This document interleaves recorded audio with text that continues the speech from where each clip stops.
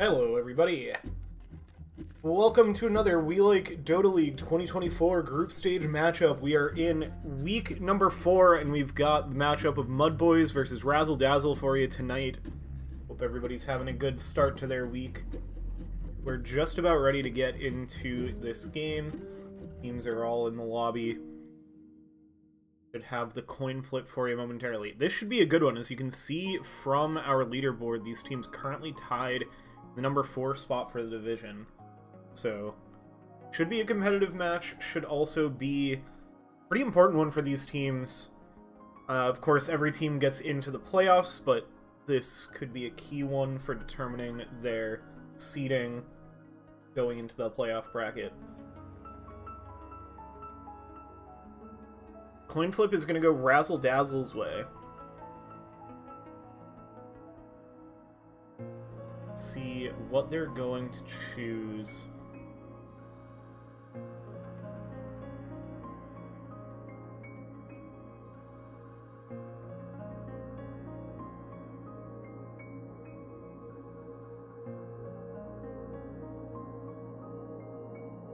I think first pick has been the most prioritized across the league overall. I think that's also what's been seen in pros. But some teams do have strategies that revolve around taking last pick, or just have a strong preference of side and not a strong preference of draft order.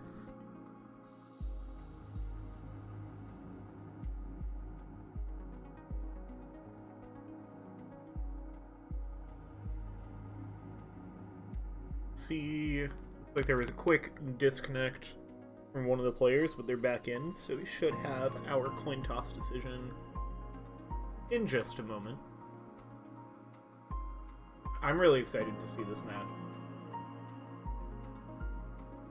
This was Razzil Dazzle, of course, different form now, but similar lineup to Pups Pals last year. Pups Pals were the team that sent MUDBOYS down to the lower bracket last year in the Sanj Division playoffs, so there's some history between these teams. Razzil Dazzle do select first pick, MUDBOYS choose Radiant. That goes the way that we most often expect it.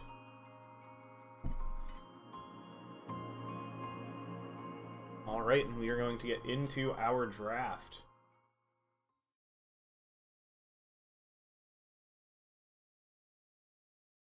To ban. It is Radiant's ban. So, with MUDBOYS, in particular, there's 3 heroes you always have to talk about when you're drafting against MUDBOYS. Those heroes are Ember Spirit, Void Spirit, and Morphling, the 3 specialty heroes of Yams. Morphling, the first to hit the deck from Razzil Dazzle. MUDBOYS is going to take out the Nature's Prophet. It is Dire's ban. Slark as well, there's the Ember Spirit.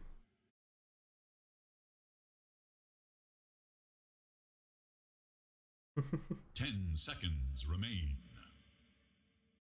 Already some banter. 5 seconds remain. As Yems knows exactly the situation they're in. MUDBOYS is going to take out the Lion. Another big high priority support. The Slark ban in the first phase is a little interesting. 5 seconds. But I imagine... I think Razzil Dazzle had a strong Slark performance last week, yeah.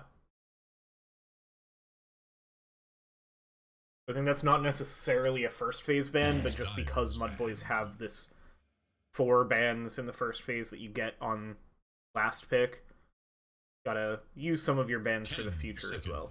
Viper gonna be their last ban. And there's the Void Spirit, so we will get to see Yams play something else. Curious what it's going to be here.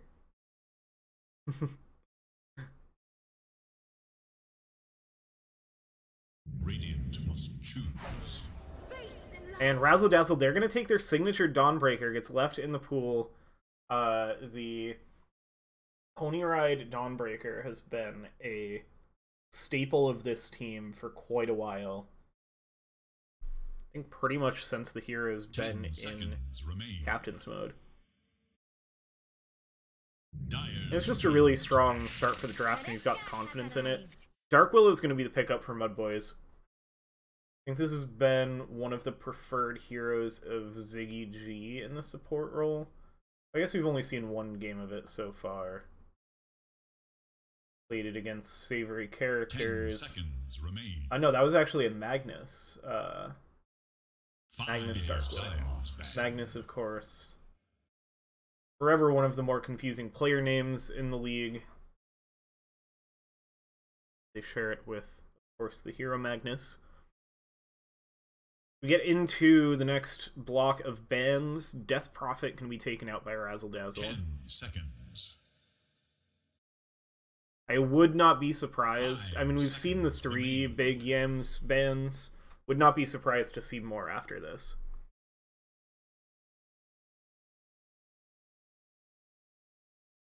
It is Radiant's ban. Yeah, Outworld Destroyer, which not even necessarily a big Yams hero, but something that would be played out of the mid lane, something that they're scared of having. Yams feels, please stop in the 10 chat. seconds remain. Not pleased with their heroes being Radiant's targeted so turn much. to pick. And Ursa's going to be the call for the last ban of the middle phase from MUDBOYS. Maybe looking at picking up something like a Phoenix. Choose. Would be the Centaur that they grab first. Gives them a nice global escape. Good way to get out of the Dawnbreaker ult. Making sure you don't get completely blown up by the global 10 usage of the seconds. Solar Guardian. 5 seconds remain. A pair of picks here from Razzil Dazzle. See what they want to combat this Centaur War Runner with. And it needs something that's going to give you a good amount of magic damage, because you don't want to rely on clicking down a Centaur War Runner. You're going to take quite a bit of damage back your way. Some AoE. I mean, you've already got, like, the Dawnbreaker feels decent into the Dark Willow, because you've already got some good AoE damage. Maybe the Abaddon. Pick up that Dispel. That'll be really nice to have into the Bramble Maze. Good way to clear it off of your heroes. Have they... I believe they like this in the offlane. It's a pretty versatile hero right now. 10 seconds. No, we actually haven't remain. seen a MUDBOYS Abaddon yet. I think most teams have been playing it in the 5 offlane in seconds. this league. But it works carry, it works support. Mid is pretty much the only place you really don't want it. And I'm sure there are mid matchups that would feel perfectly fine for Abaddon.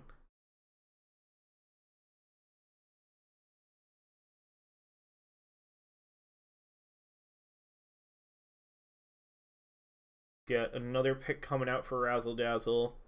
This is a core Abaddon. Definitely looking to see a support pick. I mean, I say that, my team literally yesterday drafted... Yeah, there's going to be a Vengeful Spirit. Literally drafted our support to last. So it can work. Often the strategy being to reserve showing your cores, but I mean, Dawnbreaker and Abaddon are not easy heroes to counterpick, so I think these are perfectly fine heroes to take early in a 10 draft. seconds. Vengeful Spirit going to give you a really nice save. Once again, good for the Dark 5 Willow, good to get seconds. somebody out of that Bramble Maze, away from the high damage of these heroes. Choose. Pugna, speaking of high damage, and immediately into a Storm Spirit. The Ember and Void taken out, Yam's gonna find a backup Spirit here. Storm's been perfectly serviceable, and this, I love this paired with the Pugna pick. They nerfed the Pugna as a mana battery in a recent patch, but it still works. And so you'll probably get like a Pugna Centaur lane, which is pretty high magic damage burst lane. Like, we think of Centaur Warrunner as just a tank hero, but he's also a high magic damage hero. Like, all of his damage is... Double Edge is such a big nuke, too. When you combine that with the Nether Strike, that can be scary in lane, if that is the pairing they go with. I also like... excuse me. I also like that with this Dark Willow, both of your cores already are good Bedlam carriers. Now that you can put the Bedlam on an ally, both Centaur Warrunner and Storm Spirit, they're going to be right in the middle of the action. They're going to love having that extra AoE damage around them. This Disruptor pick is pretty sick, though. This is a really good answer to the Storm Spirit. Just completely negate that high mobility. Feels good into the Centaur War Runner, too, for the same reason. You know, Stampede, you try to escape with it. And you just glimpse them right on back into the waiting hands of your allies. When combined with the Dawnbreaker, this has, like, huge potential for some really good team fights. It's definitely going to take a lot of skill to execute. But if Razzil Dazzle can hit this combo of, like, trapping somebody in a kinetic field, dropping a Solar Guardian on them, and then following up with the Static Storm, or just, like, your Solar Guardian on top of the Static Storm, either way, like, that's gonna kill people every time. I like what both of these teams are cooking here. Phantom Lance are going to be one of the bans for Razzil Dazzle, so they see the Storm Spirit, no longer need to ban Yam's heroes. And yeah, it definitely looks like it's a font-forward carry hero, still to be picked. Clink's going to be a ban for MUDBOYS, so yeah, I think Razzil Dazzle most likely also looking for a carry here. Dawnbreaker in the mid, Abaddon in the off lane is what we're expecting. 5 seconds. Most likely looking at a... I mean, they ban out the Clinks, and I mean, you can certainly play a ranged carry with a ranged support. Maybe see a Luna ban, but MUDBOYS might want to take it for themselves, because I know Font Forward plays a nasty Luna.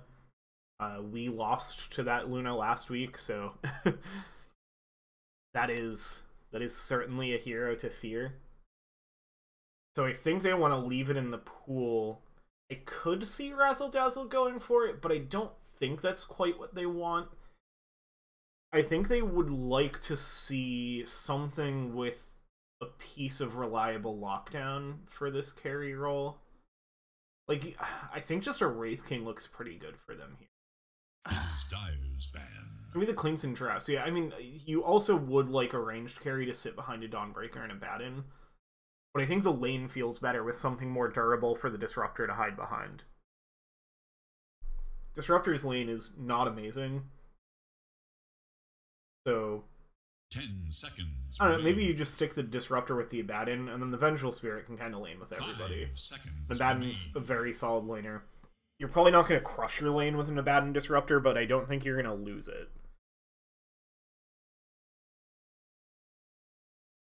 Drow is this very, very smart ban from MUDBOYS, because that's one of the better answers for Storm that you can get in the carry role, especially if they're looking for something in the backline.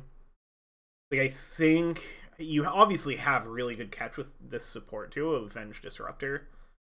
Like, Dawnbreaker's no slouch for catch either. Once your Abaddon gets the Echo Saber Manta online, like, that's also a near instant silence if you can connect with the Storm Spirit. But I feel like they still need something, especially knowing how well Yams plays this hero. They are going to take the Luna. They ban out the Faceless Void. I wouldn't have minded seeing them take the Faceless Void either. You drop you already have this static Storm Solar Guardian wombo combo, and the Chrono just makes it. Goes from making it like a pretty hard combo to land to an easy combo to land. But also hard to play. Yeah, no, you can't really take the Faceless Void, though, into the Dark Willow Pugna. That's too much save. So, even does the Centaur cart? I mean, I don't think we would see Centaur Eggs even into a Faceless Void, but I think that is technically also an option for a save. But maybe they patched that out.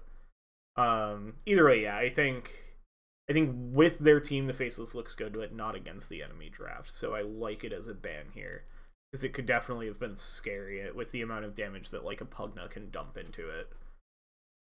They go the Luna, so they're now going to have the Luna plus Abaddon is a very scary early push timing. That if Razzil Dazzle win a fight, they've got big potential to take it right to the house. MUDBOYS is going to close out their draft with a Medusa. This is another favorite of Font Forward. A pretty nice looking Medusa set. Games with the green hat on the Storm Spirit. We'll save our final judgment of the hats for after. Although I'm not seeing any weirdness of Immortals. So I think this is about what everybody's going to look like. This is a real good hats draft. I love this disruptor set. I like this armor a lot, and I love the mount. The two-headed mount is excellent. But they don't go together amazingly. This Mort set is decked out.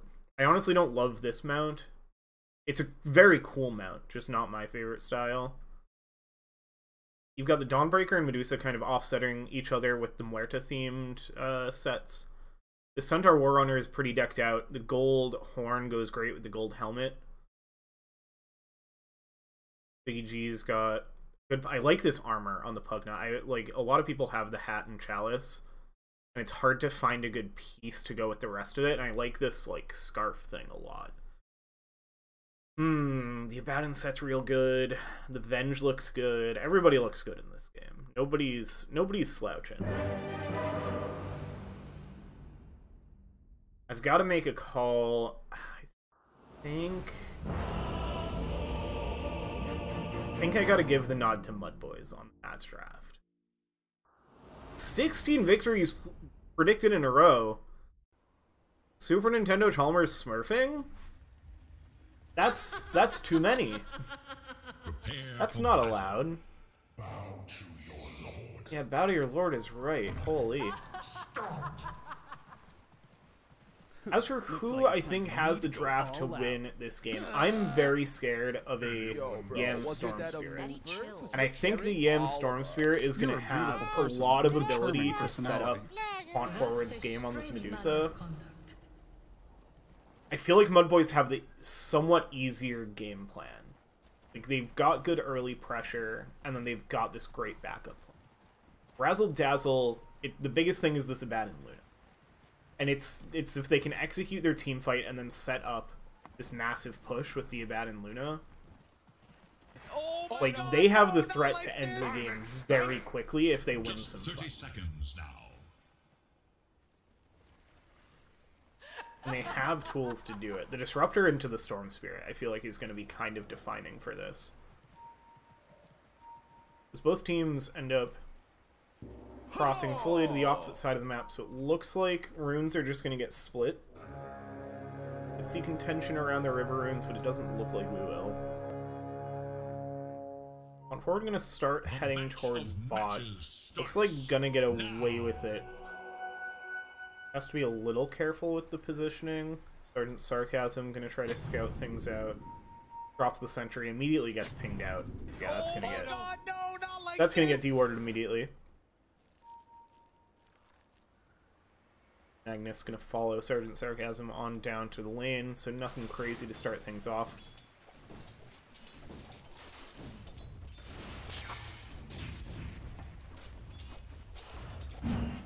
Yeah, so I think I favor the MUDBOYS draft, if only for ease of execution. I think the tools that Razzil Dazzle have the ability to win this game, absolutely. I think it's just a bit harder for them with this game plan. I think they just have a few more things that have to go right for it to work out. But again, I think that's definitely something that they can make happen for sure.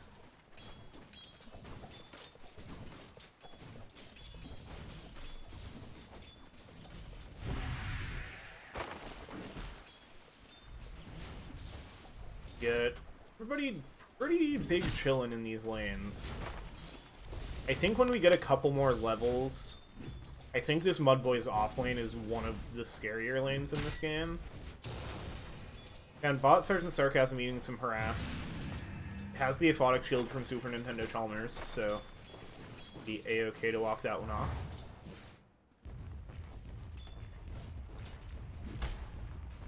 Mid lane, very even to start things off. You're right, doing a good job contesting the farm. Get brought down a little bit lower from the remnants. Supports continue to trade blows down in the bottom lane. Both gonna tango up. Hard cores to bring down, so I'm not surprised that we're just seeing them square up, as we do get a root. Super Nintendo Chalmers is gonna head over towards Magnus, but Oh, has plenty of speed to get out of the way there.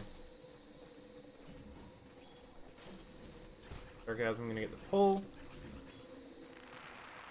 Magnus can find it now. It's gonna fully connect with that creep camp. In the mid, both mid laners playing a little low. On your right now, has to back away.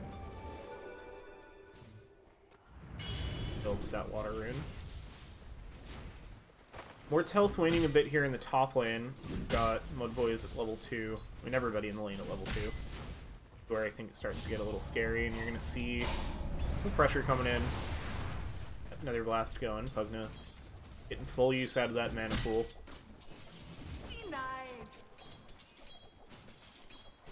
But he's still kind of chilling in these lanes. Thunderstrike out on Ziggy G. Grass going. Yam's gonna step over, steal the Dire Bounty Rune. I believe should be getting seen by this one. Yeah, for sure. Stroll right past it. On your right, I think just happy getting a little bit of extra space for the last hits.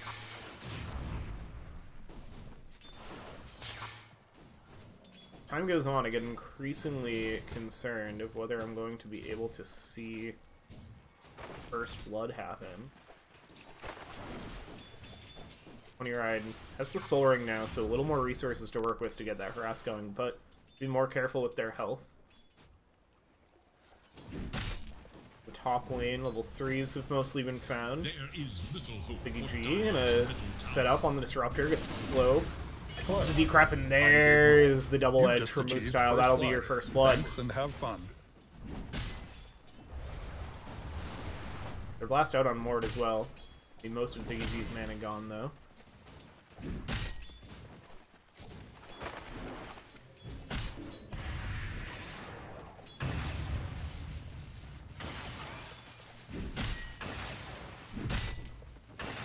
Kumagu right back into the lane with the Frass. Fresh mana pool.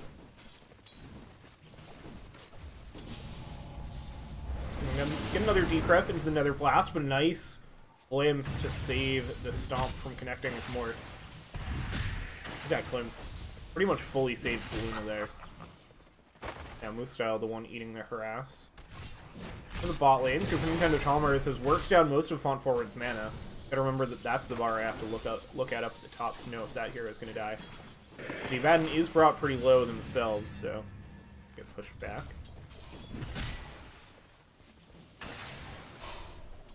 Off the Disruptor respawn, Razzil Dazzle finding a good amount of space back in this lane. Super Nintendo Chalmers continues to play right on the edge. Really wants to find Font Forward here, but filling up with that Mystic Snake.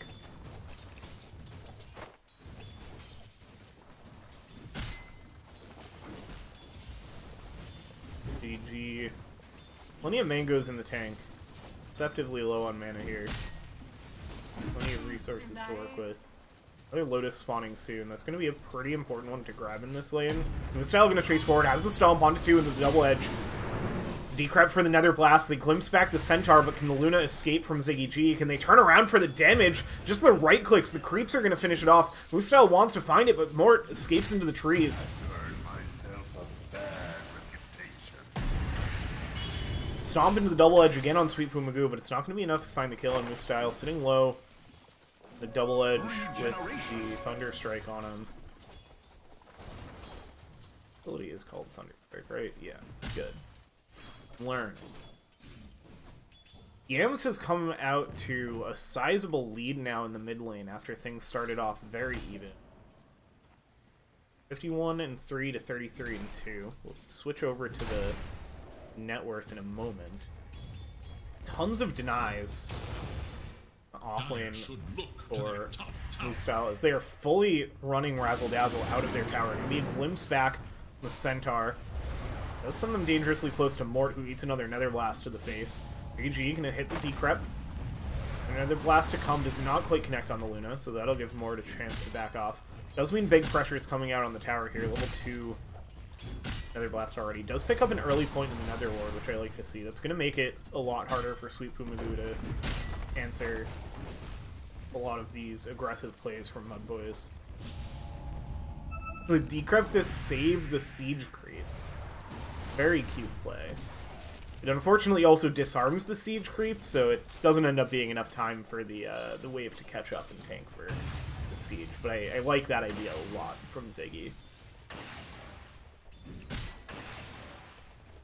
Better my lane than theirs.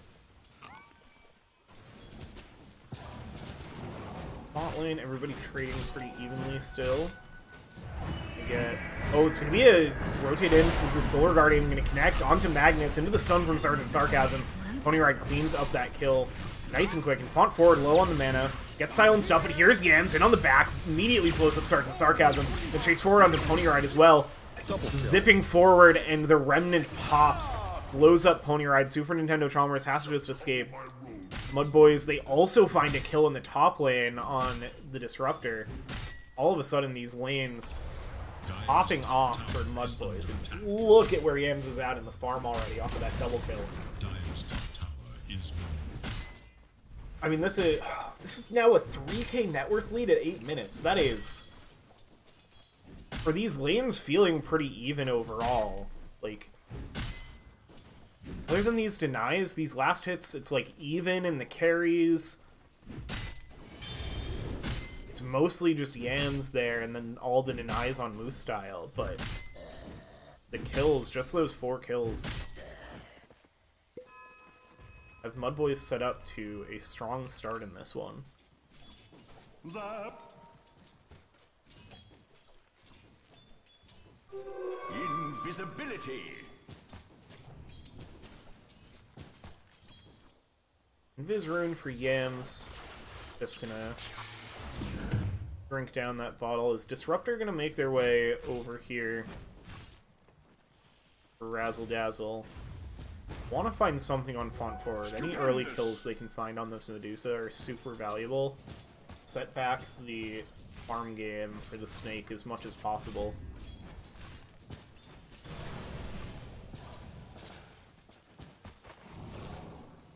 Magoo still just lurking, waiting for Font Forward to step out a bit more. Sergeant Sarcasm still squaring off with Magnus. Font Forward has to be a little sus of this, although the top tower down at the hands of Moose Style. Mort already just off in the jungle, which Luna certainly does not mind at all. It means they know that the Disruptor is playing somewhere else on the map. So Nintendo Chalmers now going to aggress in. Shot around the way, but going to get blocked off by the kinetic field. But now here comes the zip in from Yams, starting with Sarcasm. And get brought down. A ton of mana to work with, but still a couple bottle charges. Yams going to try to find another support, and will quickly clean that one up as well. Glimpse not going to be enough to get Sweet Pumagoo out of trouble, and Ziggy G actually ends up scooping up that kill. We bring 4 heroes to bot for MUDBOYS and find 2 kills for it, so certainly worth it there. Little hope for Radiant's middle tower. Is pressure off of both Ponyride and Font Forward here, or sorry, and Mort here. Radiant should look to their middle tower. So it's gonna give the other cores of Razzil Dazzle a good amount of space to find some more footing in this game. Is under attack. Say find footing like they're at some insurmountable. Still, very close game. Still sitting 3 heroes, and now Moose Style can make their rotation over. Set up with the Bramble Maze. Immediately the decrep, but the Glimpse is going to keep Sweet Pumagoo alive for now. But the Stampede into the double edge. Moose Style picks up the kill. Finishes off Sweet Pumagoo, and it's going to go right under the tower. It's hit by the magic missile. Vengeful Spirit will be able to back away. Nintendo Chalmers does not want to give up the pressure on this tower, but it's just going to get life drain down. Borrowed time, immediately Ziggy G able to cancel the life drain. Nintendo Chalmers back up to full. Magnus looking for something with the Bedlam as Font Forward finishes off the tower. Starts with Sarcasm, going to head on over. Help Super Nintendo Chalmers get out of there. Boys, continuing to build the pressure here. There's that big life drain. I mean, Yam's low on health, so not gonna get any mana out of that one. But still, plays very nicely. Looks like Ziggy G just going to head back to base here. The other great thing about playing the role of second health bar as Super Nintendo Chalmers, we'll return to that fountain in a moment. Bedlam coming out, but it looks like the Abaddon going to be okay. Meanwhile, Moose-Style going to step right over and find Sergeant Sarcasm, forcing to get in on the action. Now Super Nintendo Chalmers, there's the nice glimpse from Sweet Poo Magoo to get Moose-Style off their back. 7 seconds until borrowed time, front forward. Try to find the kill before that happens, but here comes the Solar Guardian from Pony Ride. There's the Stampede in response immediately. The Centaur pick, paying off dividends into the first pick Dawnbreaker. Means they get out completely scot-free.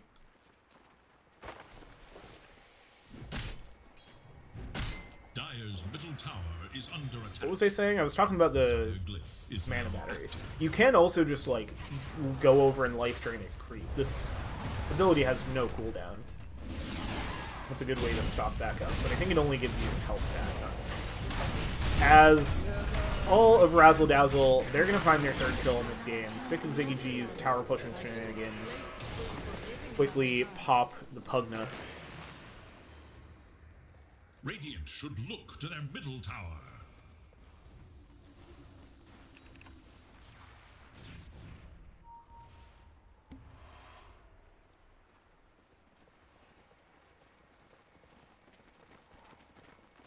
Radiant's top tower is in danger.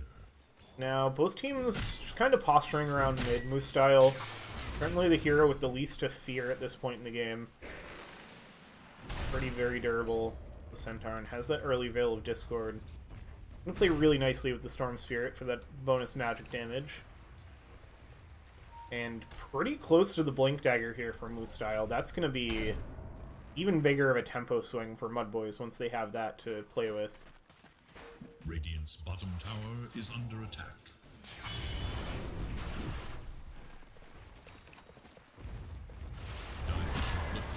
MUDBOYS just gonna look to push down this middle tier 1 tower.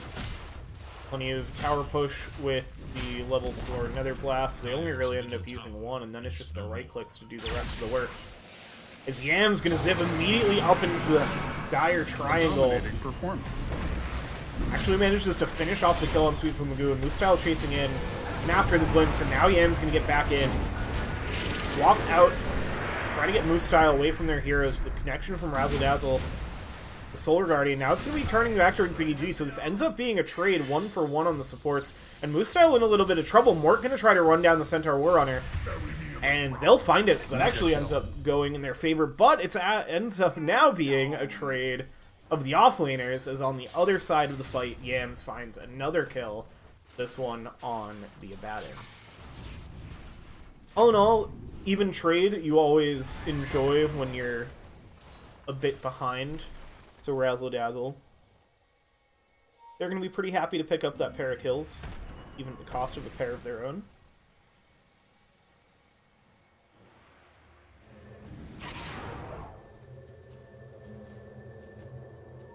Stupendous!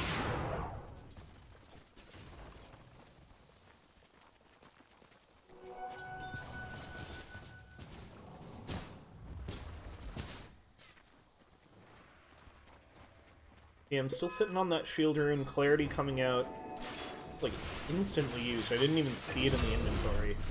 Oh, Moose-Style, down bot, MUDBOYS.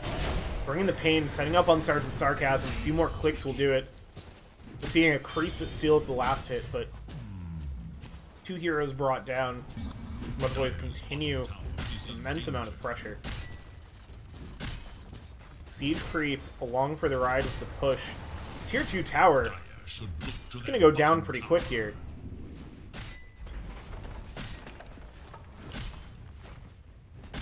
Sweet Poo Magoo just has to watch that ward get taken down as Ziggy G looks to life drain from Moose-Style, but dodges the ability from the teammate. As the tower does fall, so that is a 16-minute tier 2 tower. And Yams has found a damage amp rune and is in on Pony Ride under the tower. Are they going to pay the price? Zap away from the tower. Moose-Style goes in to try to help out. Decrep is there, so Ziggy G will be able to get Moose-Style out of dodge. It's just a kill on the Pony Ride. Dire's bottom tower is in danger.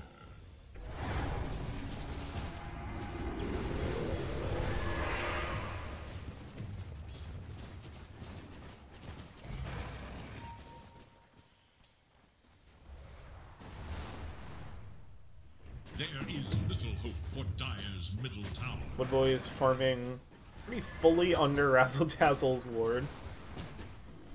These wards right on top of the Watchers are so sneaky. So few supports try to de-ward around the Watchers because you think you reset the Watcher and okay, now they don't have vision there anymore. It's a nice little spot to get some vision that's going to stick around longer.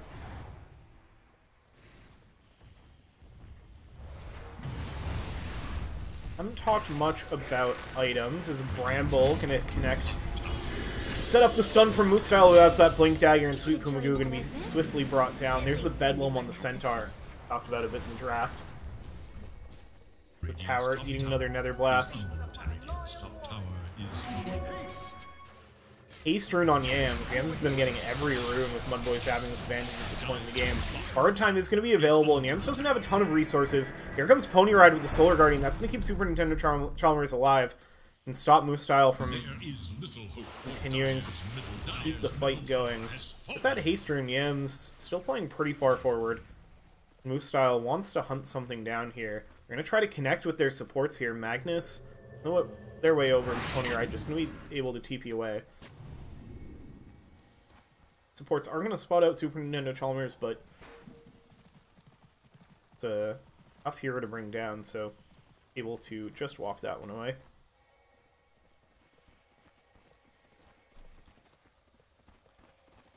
MUDBOYS running low on towers to pressure. It's going to be the top tier 2 as the last tier 2 remaining. Use Nether Blast once again. State of the game that they're in right now. Razzil Dazzle can really only sit by and watch this little green skeleton man blow up their buildings. Dire's top tower is under attack. Looking like it's headed towards a high ground defense game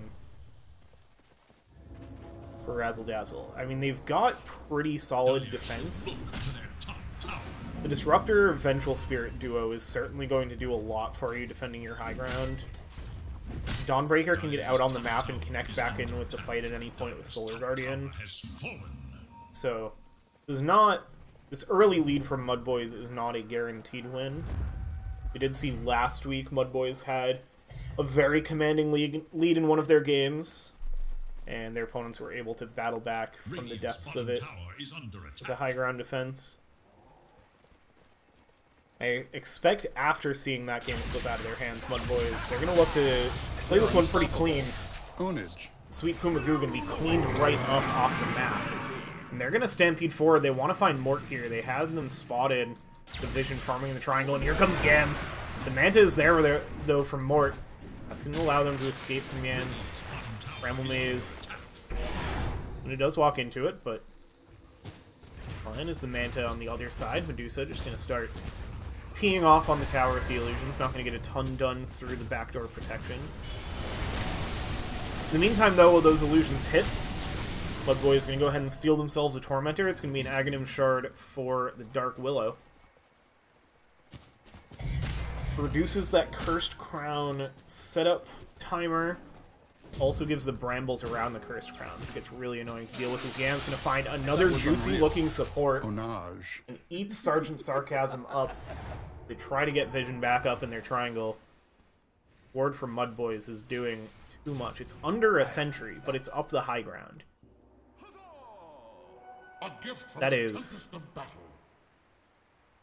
Wait, is it... Oh, it's under 2 sentries. It's taken 1 hit. It's under 2 sentries and nearly a third. There's the ping. Sergeant Sarcasm's like, I know they have vision here. I saw it when I died there.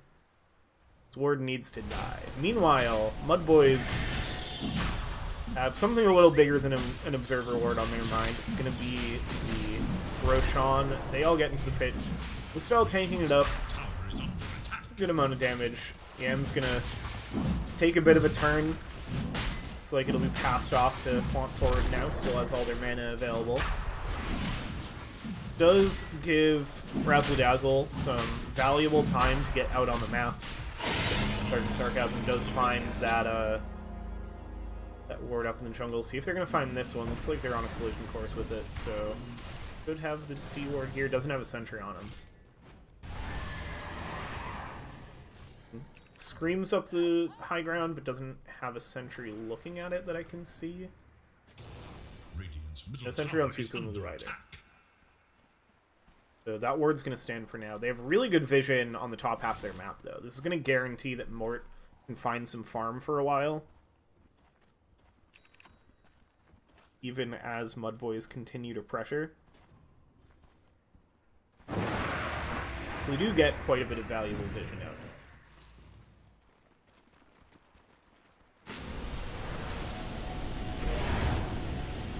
MUDBOYS, they're going to gear themselves up for more high ground push. But I don't think we've seen it yet. But the potential for saving Font forward with this life drain is actually kind of insane. Two heroes that love mana and a hero that can give it to you. I really like this MUDBOYS draft. So the high ground pushing begins. Style is going to be the one posturing up the high ground. Yam's going to zip right onto 3 with the Electric Vortex. He's actually going to trade the Aegis for the 2 support kills. Life Drain out on Mort. Trying to escape. Pony Ride. They're going to be able to dodge out the Solar Guardian. Now getting controlled up by the Lucent Beam and the Eclipse. Yams, they've gone too far. Zips away out of mana. Out of an Aegis. Mort has the Aphotic Shield on. Yam's going to be able to walk this one away. Magnus has to throw down the Terrorize to get Super Nintendo Chalmers off them immediately into the Bedlam. Or sorry, into the Bramble Maze. First Crown gonna hit 2. Looks like they'll be able to walk that one off.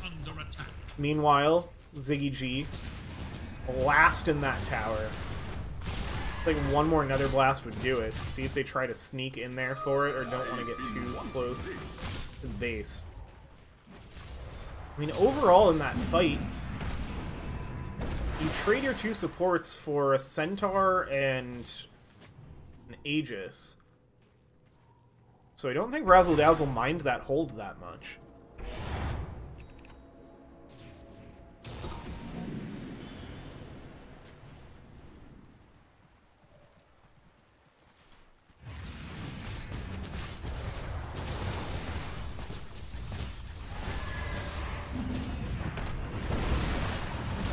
There's the Nether Blast that's going to fell the middle tier 3 tower, so Barracks exposed now, and yeah, there's the life drain on the Medusa to keep that mana pool nice and fresh.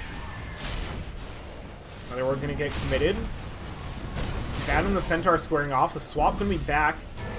Not no style to walk away there, is the borrowed time gonna get used for the life drain. Try to block off Mort's path here, gets blocked into the brambles. Has the Manta. Gonna be able to escape for now. Yam's now hunting as the vision immediately finds Sweet Pumagu again. Just has been an absolute menace to the supports. Sergeant Sarcasm gonna fall as well. Buyback for the Vengeful Spirit. Ziggy G already to work. Another blast on to the Barracks. Mort gonna step up here, has another Eclipse and the BKB ready to go. Luna has not had trouble finding farm in this game. It's a big Static Storm. Gonna connect, but nobody in the kinetic field. They're all just gonna be able to walk away from that one. The Medusa illusions continue to go to work. Get the Decrep and the Nether Blast. We won't talk about that swap as the Barracks will fall. Radiant move one step closer to the enemy. MUDBOYS. The push from this Pugna, combined with the jump of the Storm Spirit. This is a good opportunity to learn. Hasn't been the cleanest high ground take, but it has not been the hardest either. It's been working out quite nicely for them. Ziggy G just gonna run at Super Nintendo Chalmers here. Throws down the Nether Ward. Moose Style gonna get in with the blink into the stomp. Sets up the Decrep for the life drain. It's gonna be the borrowed time pop, so they'll let Super Nintendo Chalmers sit out of this one. And there's the Yule Scepter to interrupt the TP from Magnus. Another stomp, another life drain. Right clicks from Font forward, they're gonna find Super Nintendo.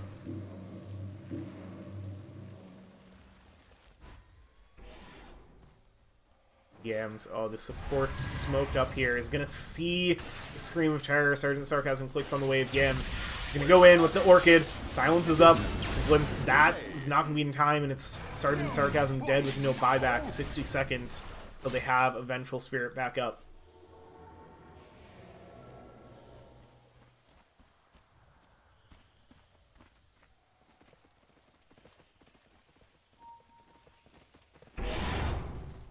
With 2 heroes down, I mean, it's 10 seconds until the Abaddon's back, but MUDBOYS, they don't need long with the damage from the Medusa, with the Nether Blasts.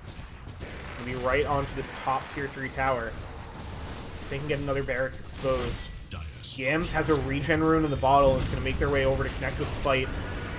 Static Storm gets dropped on Moostyle, going to force the Centaur out. Now here comes Yams, going to immediately, once again, find the support on the back, but the punish is there. The godlike streak goes down and it goes to Mort. It's 1,100 gold into the pocket of the Luna as they now chase the Medusa out of their base. Glaive's bouncing around, life drain out.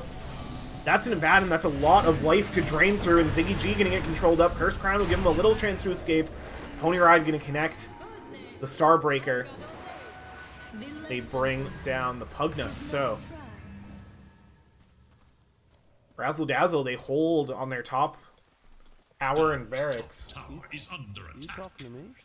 And Luna now the top of the net worth off of that Storm Spirit kill. Making mistakes is the path to wisdom.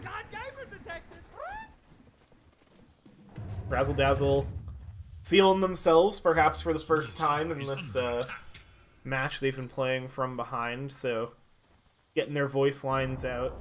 Stabilizing the lead here, getting the XP lead going back their way. We're going to be a good carry and leave this Wisdom Rune for one of their supports who've been... Oh, nope, I'm going to pick it up now. Spoke too soon. These poor supports, let them get XP. I mean, it's your level 20 talent. Yam's going to find Mort here, but the Manta Dodge is there. Saved the Orchid. Sweet Pumagu, though, has the glimpse, and now Moostyle going to reconnect. Continue the engagement. BKB used. Oh no! There's one more click from Moostyle gonna do it. Drops the stomped line. They do have buyback on their Luna. A Super Nintendo Chalmers quietly going to work finding the bot tier 1. Gonna be able to cut this wave too, so MUDBOYS not gonna have a ton of creeps to push with here. But do they need the creeps? They have the decret from Ziggy G, and they have one more wave coming in. Now we see the 5-minute timer ends, 1 minute until the next Roche. This is going to be the tier 3 tower falling. The barracks could go down quickly too. Nether Blast after Nether Blast. Buildings do not last long when there's a Pugna and Medusa hitting them. And Yams just patiently waiting at the edge of the base. Letting the team do the work, waiting to see if somebody's going to step up to try to defend. BG going to start throwing Nether Blast at the tier 4s now. 16 seconds until Luna's back up. Doesn't want to use the buyback here. Razzil Dazzle. They just hold for their top wave. The last defense against the Mega Creeps. MUDBOYS, they're still just fully in the space. Font 4 going to pop the Manta, go to work on this tower. Harpoon out on Ziggy G, but Moostyle's there to interrupt with the Stomp. Decrap out on Super Nintendo Chalmers. Steps into the Brambles, but has the borrowed time. Yams, though, finds, again, the supports hiding wherever they can. There's nowhere to hide from Yams. Mort is back up here, but the damage is already out. They find the tier 3 tower. Is there anything Razzil Dazzle can do? Down one of their supports to stop these barracks from being taken, to hold back the Mega Creeps. Nether Blast, they're just going to keep coming. There's no Fortify available. The range racks go down. The BKB well timed to prevent the stomp. The swap back out. Yams waiting on the back lines. Finding the damage. Brings down Sergeant Sarcasm and no chance to escape. Double kill for Yams. Thanks for playing Dota 2. Now here comes the heals from Ziggy G to help the Storm Spirit get away with this murder. Another blast once again now with 2 heroes down. The door is open to find the Mega Creeps. Meanwhile, Yams and Magnus, they set up on Super Nintendo Chalmers. GG gonna be called as the barracks get taken, so MUDBOYS, 32 minutes. They play a very clean game 1 to start their series off well.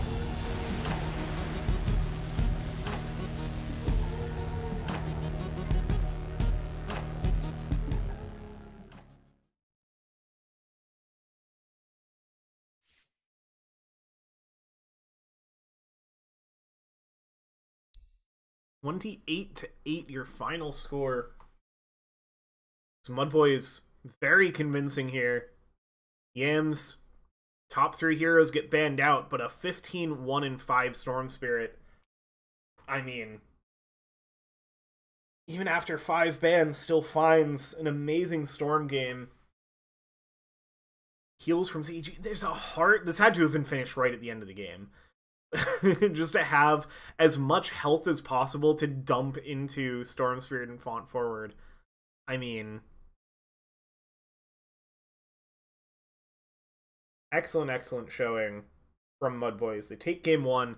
MVP. I think it's got to go to a 15-1 Yams. Really the team effort, though, on this one, as usual. As props to the 9-2 Moose style, these supports with tons of assists, and the 0-0-10 Medusa. Very clean stat line for the carry there. Alright, with that, we're going to throw it to a quick break. Be about 5 minutes, and then we'll be back for game number 2, so please stay tuned.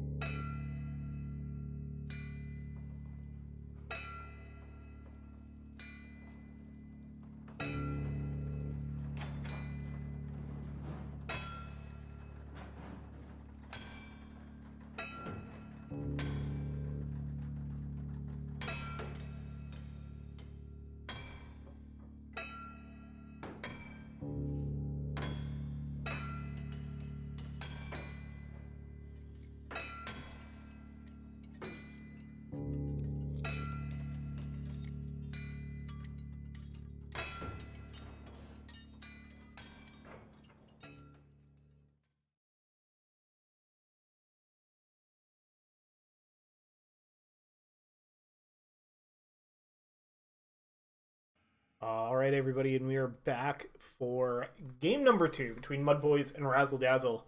10 seconds. MUDBOYS remaining. took game number 1 in pretty Dyer's decisive turn to bat. fashion. See if Razzil Dazzle are going to Dyer's find turn the to answers bat. they need here. Bounce back for game number 2. 10 seconds remain. Bans, I expect, will look pretty 5 similar to seconds game remain. 1.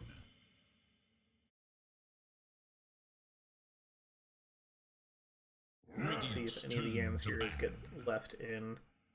So far, not looking likely. Morphling and Void Spirit taken out. It is Dyer's ban. Dyer's turn. Yeah, to there's the bat. Slurk and Nature's Prophet again. Razzil Dazzle will get Radiant's one more ban here. It's gonna be the Storm Spirit as well.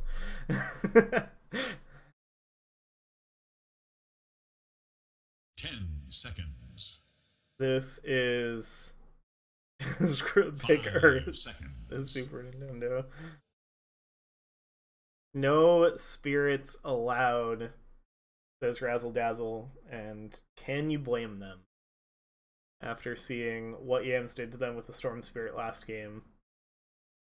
One more ban here for MUDBOYS. Radiant's turn to Gonna be the Lion once again, not choosing to take it on first Dyer's pick, turn to bat. having something that they prefer, and it's that Dark Willow.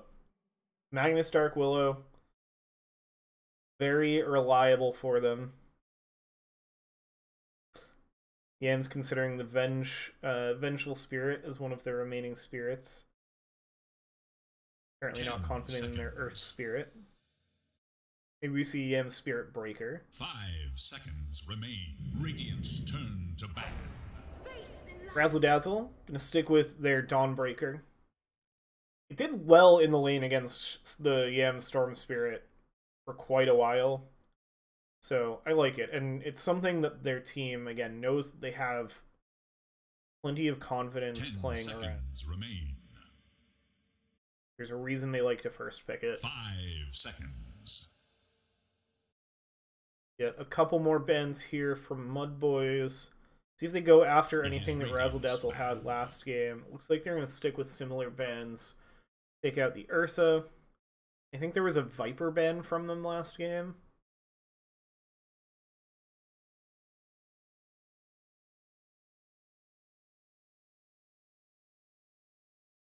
Ten seconds remain. It is Dyer's ban. Maybe the Witch Doctor band out. Going back towards that support role, knowing that there's still 2 supports to be picked for Razzle Dazzle.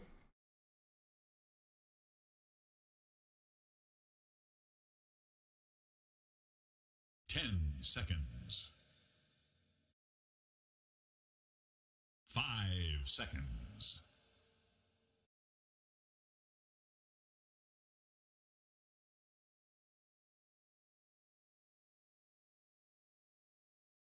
See what the last ban for Razzle is here.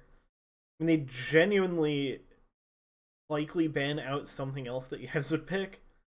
I don't know what you go after here. Maybe like the Puck or Quap if you're still worried about that kind of dive hero. Dyer must choose. Maybe the Death Prophet. I think that's more of a Moose style hero. It means, other than the Storm, the rest of MUDBOY's draft from last game is in the pool. Maybe they look to steal something from it, like the Centaur. Because the Moose style Centaur 10 Warrunner was seconds oppressive. remain. 5 seconds remain. Radiant's turn to pink. Gonna be the Hoodwink for them.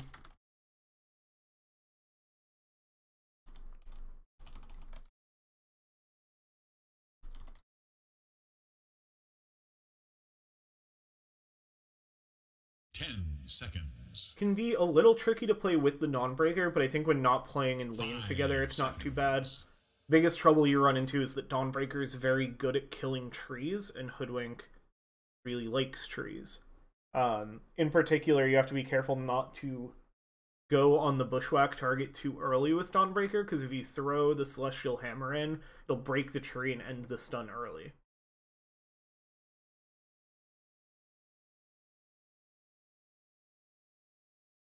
but I do not imagine Razzil Dazzle will have too much trouble playing around that, and Hoodwink has been such a strong position 4 right now. The Mage Slayer pickup out of the position 4 role is going to be quite useful for them, handling whatever sources of magic damage MUDBOYS bring in. Because it was a very magic-heavy draft from them last game. The Storm Spirit Pugna combo.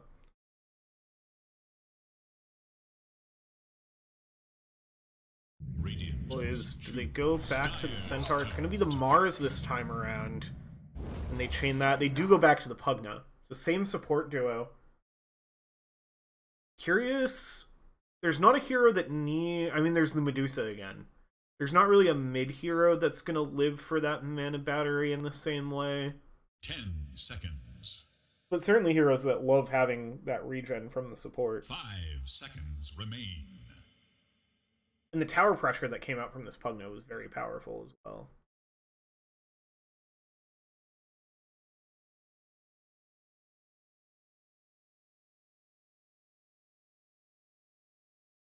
Dire's turn to pick. Ancient Apparition going to be the response for the save through the life drain from Pugna.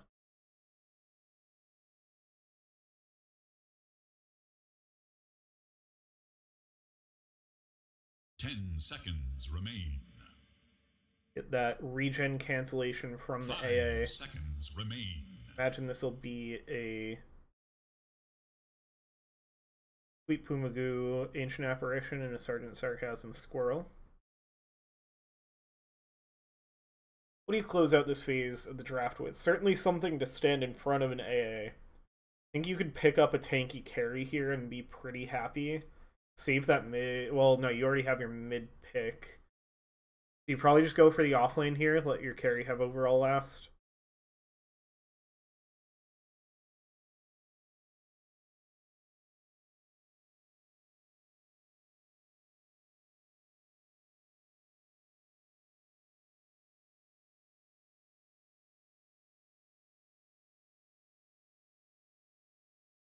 Radiant's turn to pick.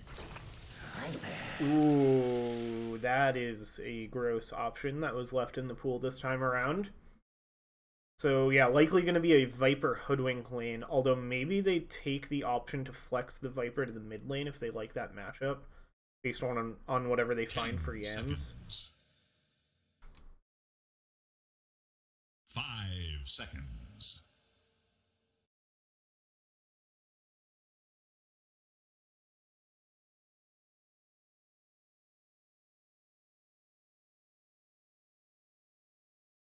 The MUDBOYS, do they go with their mid-hero here? Ooh, it's going to be a Clinks, likely in the carry role.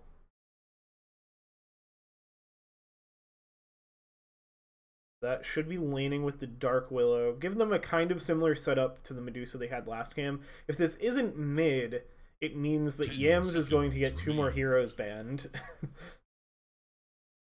5 seconds. I mean, I think the mid Clinks is perfectly fine and could be a pain for the Dawnbreaker or Viper to deal with. So I wouldn't be surprised if that's the plan from MUDBOYS here. Kind of fake that this is a carry pick, and then go back for like a more tanky carry after they ban out mid heroes here. You could grab like a Dragon Knight and play it in either position. You do now you have 2 breaks. You don't really... Yeah, no, Dragon Knight's actually way too answered here. You have 2 breaks and the regen cancel. Who kind of just doesn't get to be a hero. Yeah, you can't really go anybody that relies on passives into Hoodwink Viper. Juggernaut going to be 1 ban from MUDBOYS. Outworld Destroyer by Razzil Dazzle, so they are thinking that this is a safe lane Clinks. I think is more likely they played this Clinks. Radiant's turn to ban. No, not in a league game anyway.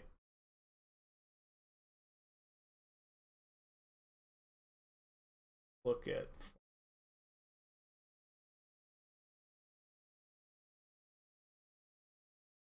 10 seconds.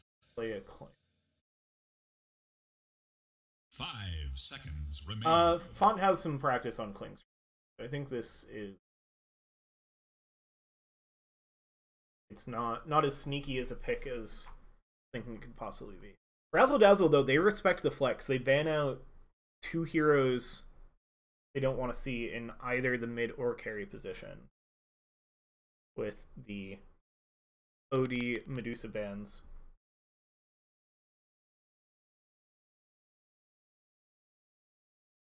Radiant must choose. Luna gonna be the final ban from MUDBOYS, respecting that Mort hero from last game.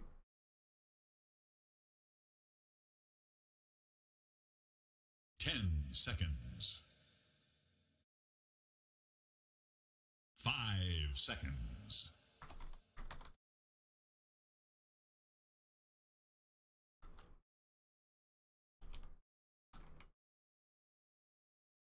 Dire's turn to pick.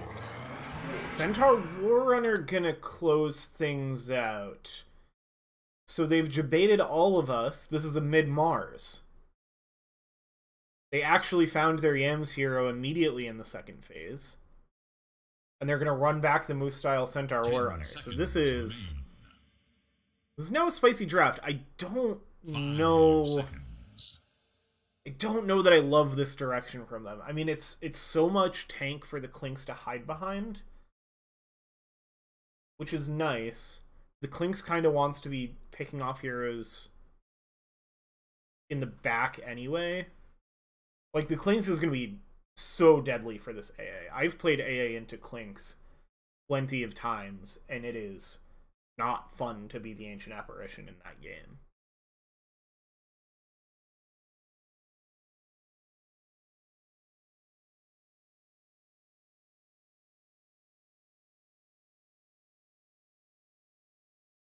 Razzil Dazzle getting thrown a little for a loop here.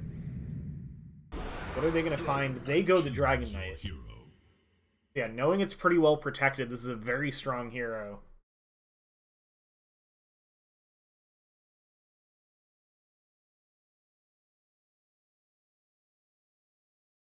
Let's see, what do we have for a hat? So yeah, this AA set is pretty stacked because the hands, chest, and maybe the head too are all the immortals.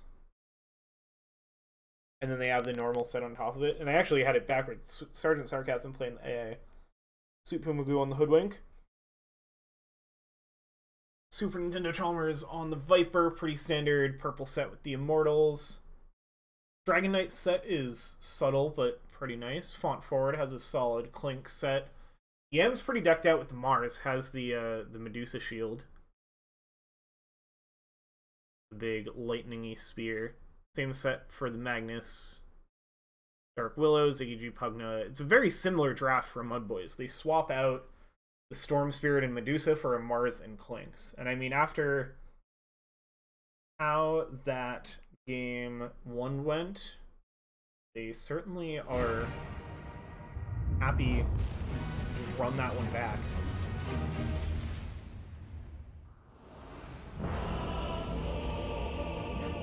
Razzil Dazzle, will see if the draft they've found in this game is going to be enough to answer what MUDBOYS have cooked up here.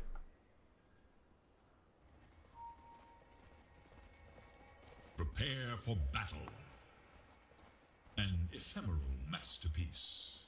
I didn't pick a winner for the hat draft, did I? I talked about it. Sweet Pumagoo, no cosmetics on the Hoodwink is going to hurt them a little bit.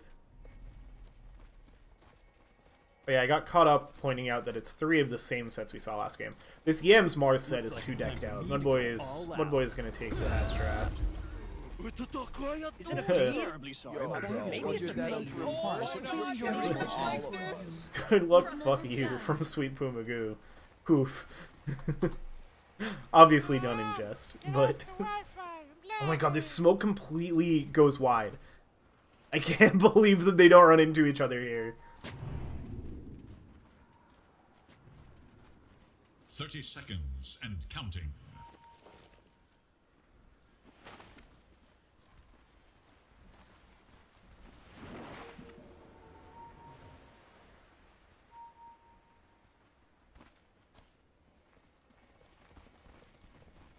Boys, the smoke gonna take them all the way up into the dire jungle. We're gonna find the D ward here. The crucible of Nice little extra gold. awaits. Start things off. Bounty runes just gonna get split the same way they did last time. Gams dances their way into the mid lane.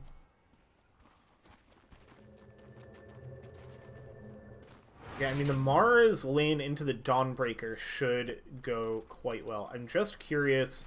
I feel like a Mars and a Centaur together just do a bit much of the same thing. I think that's my biggest hesitation with this MUDBOYS draft.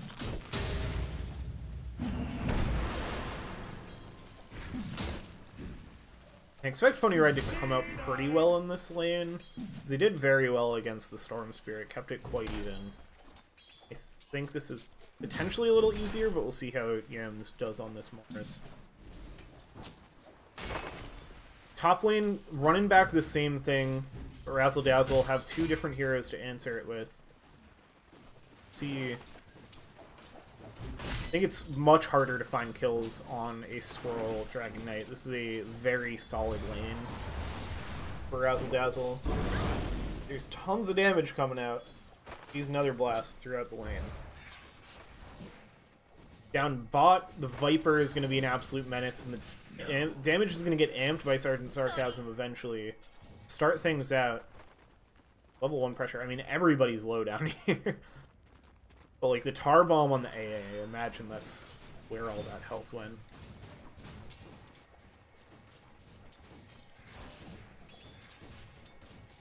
Slows out of this lane duo. This is a gross lane. Say this as somebody whose most played hero is AA. This is a gross lane.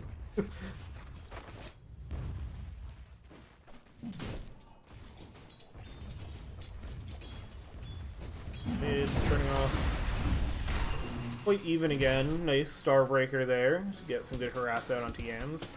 Dances that one off once again. Magoo working the pulls. Lane is going to crash a bit here, so push back out a little bit. Always tough to find that balance. We missed the first blood. It's Pony Ride finding the kill on Yams. Oh no, not like this!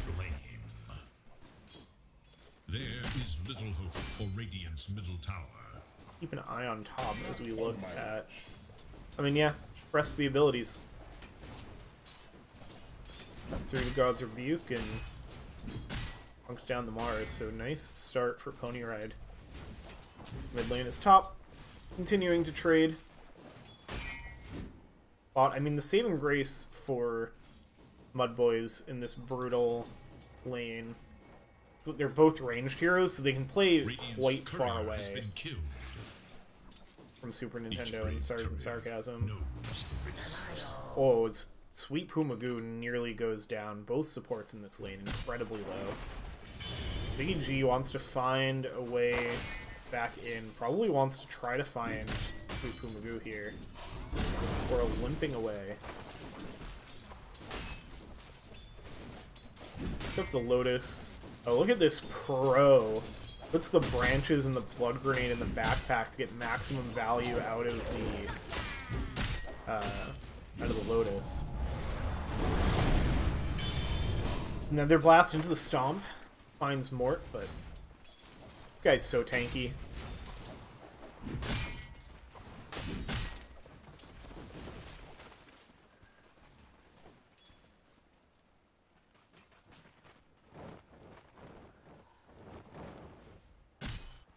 Pumagoo gonna get the stack up on the small camp to help that pull. Another decrep into another blast. And we will see a kill at some point in this game, I promise. You miss another one. Dire should The look Bramble to their Maze into the bottom Tar Bomb. Death packed up on the Clinks means big damage coming out. Yeah, I think deceptively, this Dark Willow Clinks lane is actually also very scary. Bring down a Viper like that is pretty significant.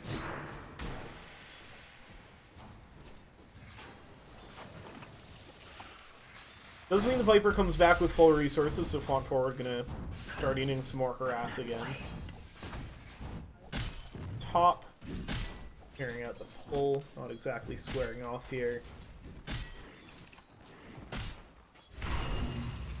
Pony Ride mixing it up. Does hit level 6 first, but doesn't actually take the point in Solar Guardian. It's not going to do much for your lane. Top. Decrypt another blast. Continues. Come out from Ziggy G.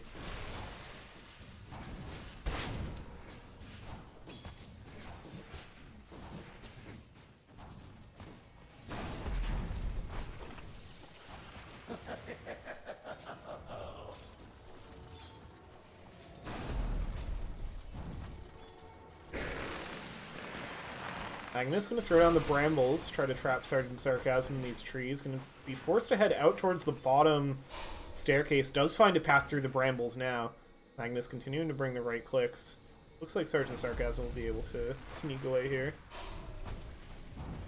Super Nintendo eating some harass now. This slows him to there. Curse Crown out on the Viper. They won't be able to pursue this. Maybe I'll have a nap. The damage coming out again. Magnus blocking off Sergeant Sarcasm and finishes off the kill with the Shadow Realm attack.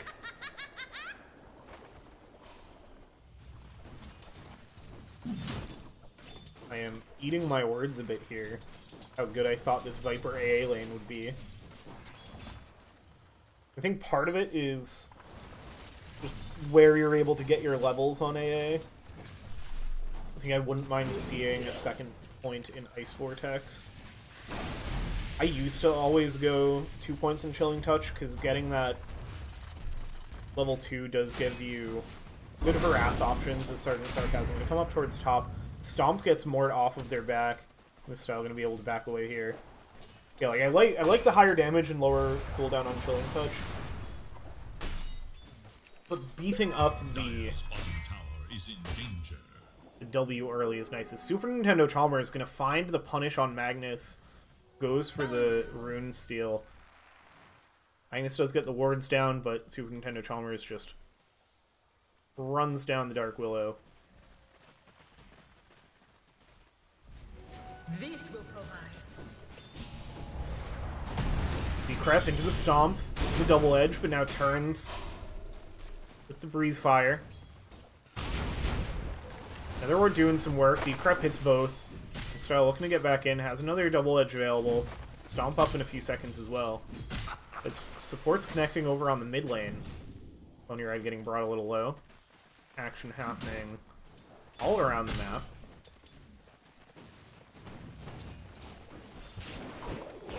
Bushwhack gonna connect on the Centaur, set up the Dragon Tail, and Pony Ride in immediately with the Solar Guardian. Now they're gonna chase forward on the Ziggy G, the Starbreaker. They're gonna find the second kill. Double kill for Sweet Poo Magoo somehow. Someone should have done this ages ago. Radiant should look to Very nice sequence there from Razzil Dazzle. Gets them off to the 4-2 lead.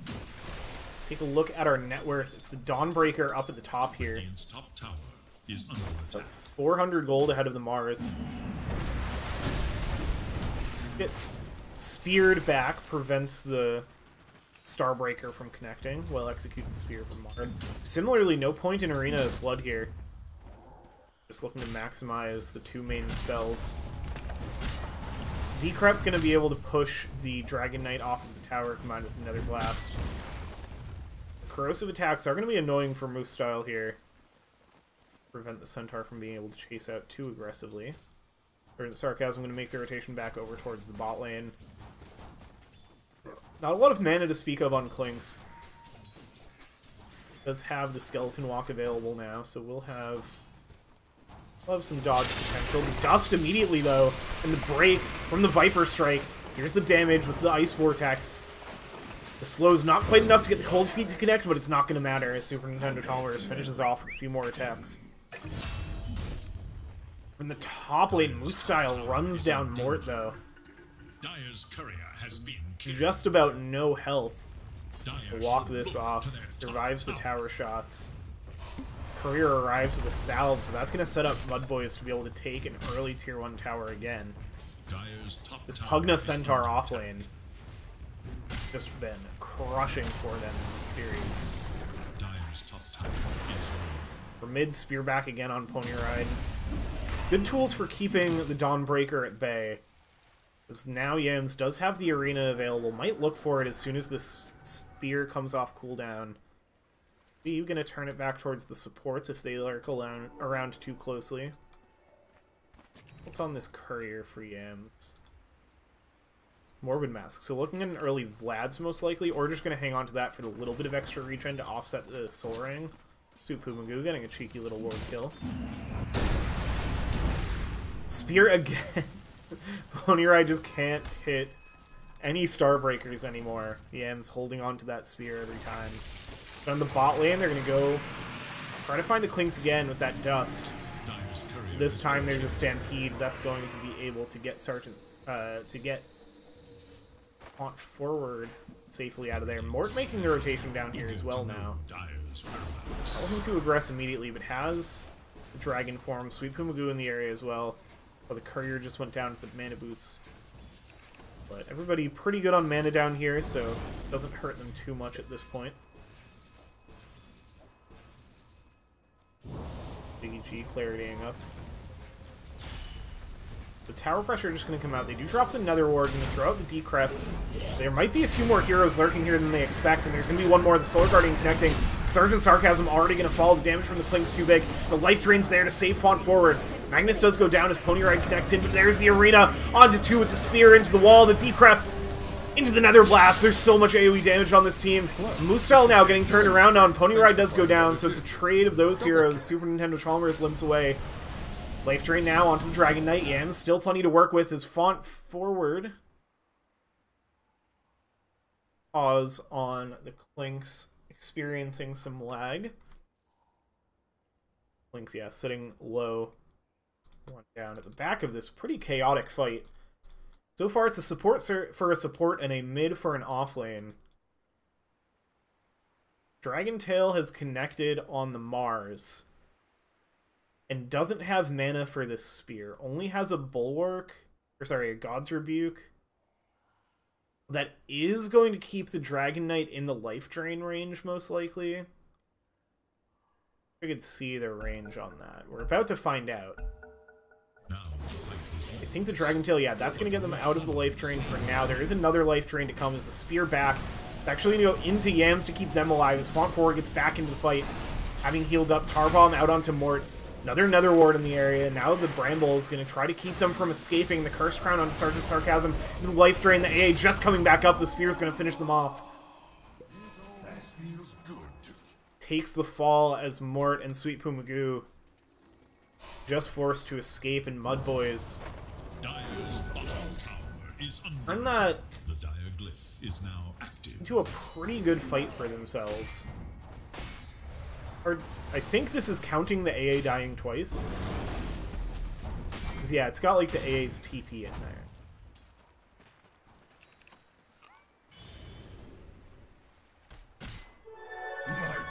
Yam's gonna find himself a damage amp rune. I mean, Storm Spirit, obviously one of the best rune users in the game, but we saw a lot of impactful ones from Yam's last game. Still getting those runes this one. So we're gonna get the rotation over towards the bot lane, trying to set up on Mort under the tower. No Solar Guardian available, so it's just a normal TP to get Pony Ride into the area. Dire's bottom tower Font Forward manages to finish off the tower. This is a cool little is under attack. ult from the Dark Willow, but it's not going to be enough to escape. A little awkward, honestly, without any follow-up. Hitting the Terrorize from behind gets them chasing back towards her. Radiant's top tower is in danger.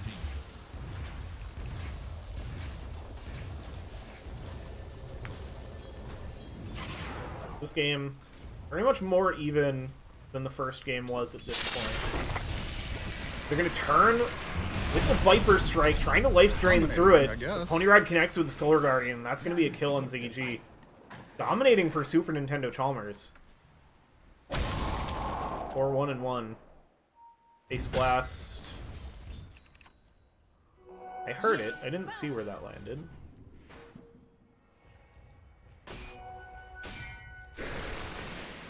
Brambles going to connect on Sergeant Sarcasm. Font Forward's there with the Tar Bomb. Arena for good measure. It's going to set up the Spear onto the Squirrel. God's Rebuke.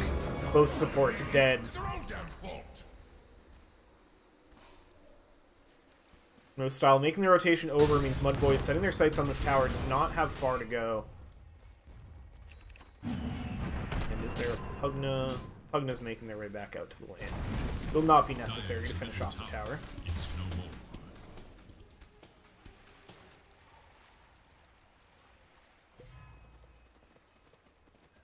So the Veil of Discord already once again on the Centaur, working on that Blink Dagger. I like never talked about items last game because there was just so much action. Blink, Morbid Mask on the Mars, looking at a BKB. Font Forward has the Falcon Blade, looks like not far away from a Desolator. Yeah, there's the Blightstone coming out. Echo Saber is finished on Dawnbreaker, working on a Desolator of their own. Amp up that physical damage. Maelstrom being looked at by Sweet Pumagoo first before the... This is going to be a big kill on Super Nintendo Chalmers, and it's going to go the way of Moose Style. 400 gold for that one. They bring down the Big Bad Viper, just bring enough heroes up to the lane. Punish the push. There's going to be a hunt out towards Font Forward now here with the smoke. He's going to step back in, he's going to get seen, but there's no bushwhack to connect yet. They have the detection. There's a nice Ice Blast to find it. Move through the vision. Is there going to be enough? No! Nice kill by Sergeant Sarcasm. Connects with the Chilling Touch. Magnus wants to get revenge for their carry. ZG as well. The supports come in. They're going to finish off Sergeant Sarcasm with a Cursed Crown. Magnus chasing forward. Has the Bedlam, but Sweet Pumagoo, plenty of speed with the Scurry, able to get out of there. Dire should look to their top tower. Overall, trade you're very happy with if you're Razzil Dazzle. Give up your AA for a Clinks.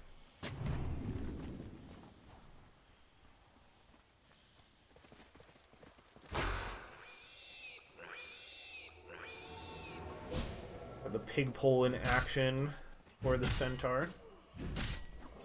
What else do we have for items going? Yeah, there's the... You could progress on the Maelstrom for the Hoodwink. Can have nice early damage. Acorn Shot does only have 1 point in it at this point, so the Javelin not going to do too much. And that's why they don't need the Mage Slayer on the Hoodwink, because there's already a Mage Slayer on the Viper. Wouldn't be surprised if we see another one picked up by the Hoodwink later anyway, but we'll just go more towards that farming route. A going to be still looking for that first item, has had a tough go of it. The lane against the Clinks here. That Desolator, also a Mage Slayer on the Dragon. You're potentially going to have 3 Mage Slayers on the side of Razzil Dazzle. And it's not worth it, as the Stampede going to come out to try to chase down this Viper, but looks like going to be able to get enough space away. Maybe it was also just to help Moose Style get away from the Viper. As Circle coming out, there are now 4 MUDBOYS heroes playing in this area. Super Nintendo Chalmers backing away with a little bit of space. They're going to look to get pressure on the mid tower in response to the positioning for MUDBOYS, but MUDBOYS, they're not far away from this area, and they're going to set up in the Dire Biangle. Forward, waiting to see if a support's going to step up for some farm. Yeah, I'm just going to head over and join them. Smoke up, immediately going to get broken. ZG in the middle of it. It's going to get Bushwhack up. Does get the Nether Blast off, or the Nether Ward off. The Ice Blast connects. At the Glimmer Cape, so we'll survive the initial blast. We'll sweep the Google one. It's going to go down to Font Forward. Big Terrorize coming out. That's up on Pony Ride, who does go down. Centaur now trying to escape with the Pig Pole. Mort going to just try to run down Moose Style. Looks like that kill will be found. Yeah, we'll finally tick out to that corrosive damage. ZG steps back in, has the life drain, so is going to be able to stand their ground. The Brambles connect from Magnus and Font Forward right in. That big armor reduction damage coming in from the Desolator. Magnus going to try to set that up. Nice Curse Crown onto 2. Finishes off with the Bedlam, and now the life drain onto Super Nintendo Chalmers, and the arena from Yam's going to find Sergeant Sarcasm, and another dead as Magnus picks up the double kill, brings down Super Nintendo Chalmers. Life drain to bring Font Forward back up to full, and MUDBOYS, just like that, they turn this even game into a not-so-even game. Taking up to a 6k net worth lead, and this is going to set up some more significant tower push. The Clinks plus the Pugna means once again MUDBOYS have the tools to really tear apart these towers. Razzil Dazzle, they do not want to see these towers fall if they can help it.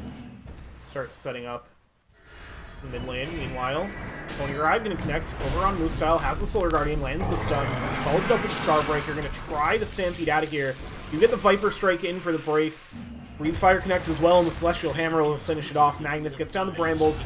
On time for the save, but is in time to set up a spear on Pony Ride. It looks like they're going to back away. Meanwhile, Font Forward did find a kill on Sergeant Sarcasm now.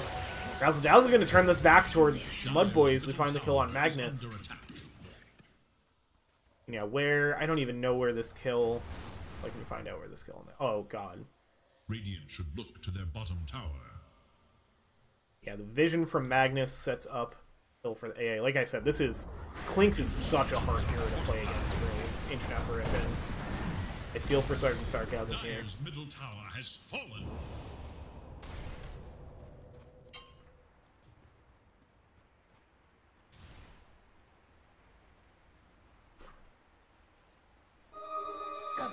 Guide my arrows. I imagine this gold getting saved for a Ghost Scepter at this point for the AA. Of course means there will be a Nullifier soon enough. I'm sure that's still a ways out, only 20 minutes in. Looking at the BKB is the next item. Razzil Dazzle, they've got quite a few heroes farming up here. They're gonna spot the skeletons. I think they're wary that Font Forward might be playing with some more heroes. The Dust, not quite gonna catch.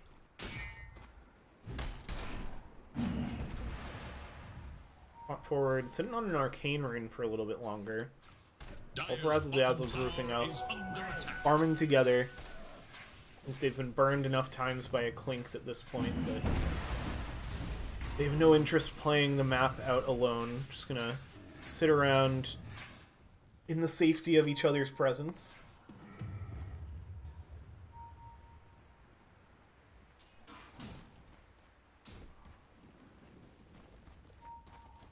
Now we're gonna get the smoke from MUDBOYS.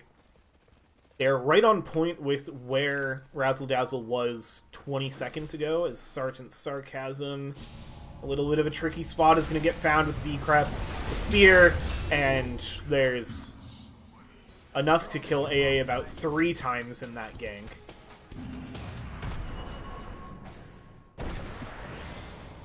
Feeling like one of those Suns fan casts. The AA is going where he's going to die because he's playing Ancient Apparition.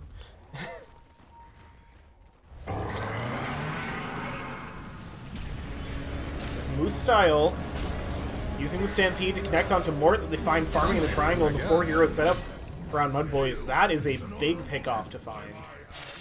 Down the Dragon Knight, Viper Strike. They're going to try to find a return kill on the Pugnos trying to push out this lane. They will at least get another ward for their efforts. That's 40 gold in the pocket.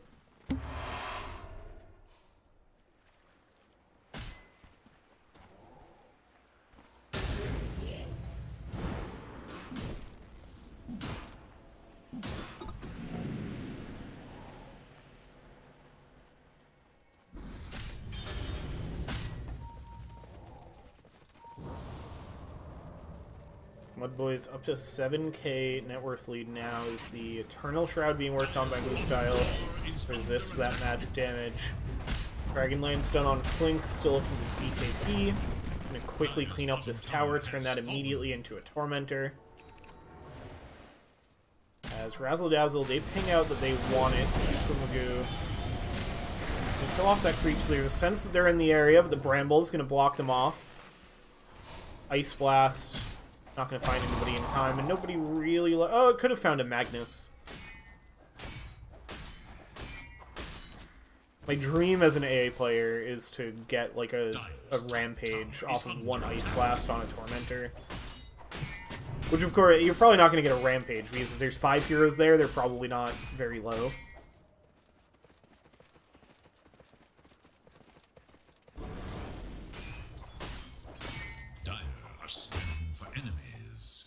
The Dire scan, on the hunt for Radiant forces.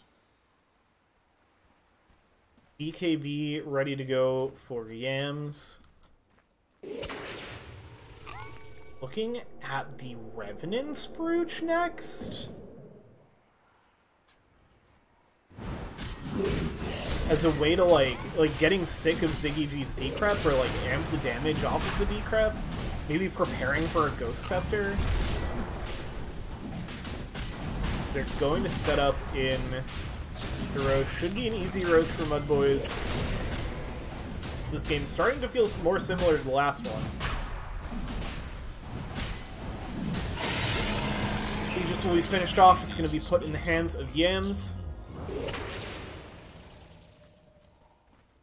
If we see this Revenant's Brooch, I'm excited to see what it does. I mean, it's going to give you spell lifesteal on your God's Rebuke. Like, surely the idea is that you use it with God's Rebuke. Oh no. Font forward. Certain Sarcasm knows what's coming, but nothing they can do to stop it. Is going to get a Chill Touch. Cold Feet on Font forward, but...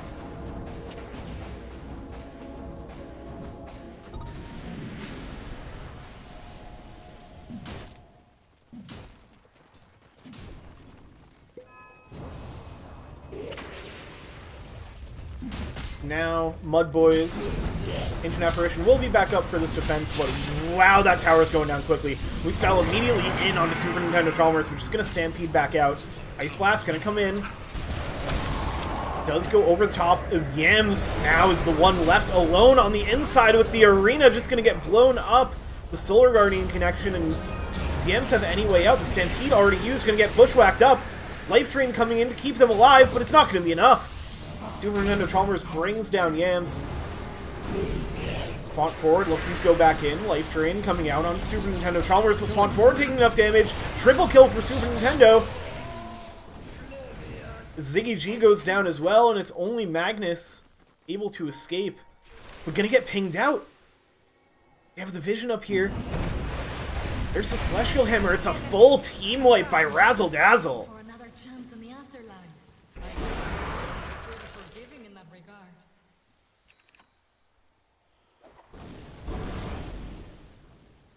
The high ground push falls apart a little bit for MUDBOYS. Maybe a little bit of miscommunication between whether they were going back or going in. Yam's getting caught completely alone. And Razzle Dazzle there with the punish. You still lose the tier 3 tower. So, MUDBOYS didn't do it for nothing. Or not exactly how they wanted that push to go. Is it a feed? Maybe it's a bait. From the bot lanes, EG. Oh, there's that Celestial Hammer interaction, but it's not going to matter. The ward gets pinged out. Honestly, I'm really impressed. When you're right, finishes it off. Time to earn myself a bag. Yeah, you can see the bushwhack stun cut short by the Celestial Hammer. Dire's top tower is under attack.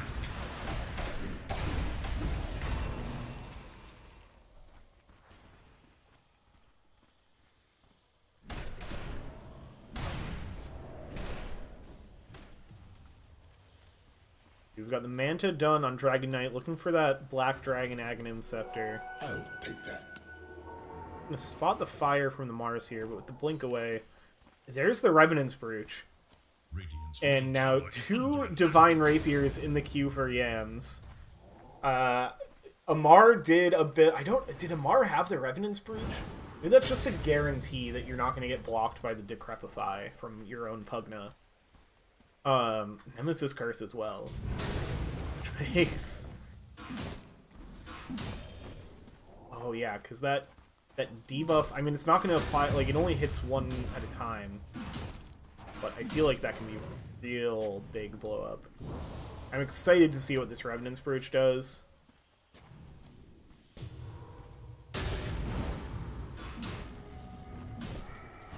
Yeah, the...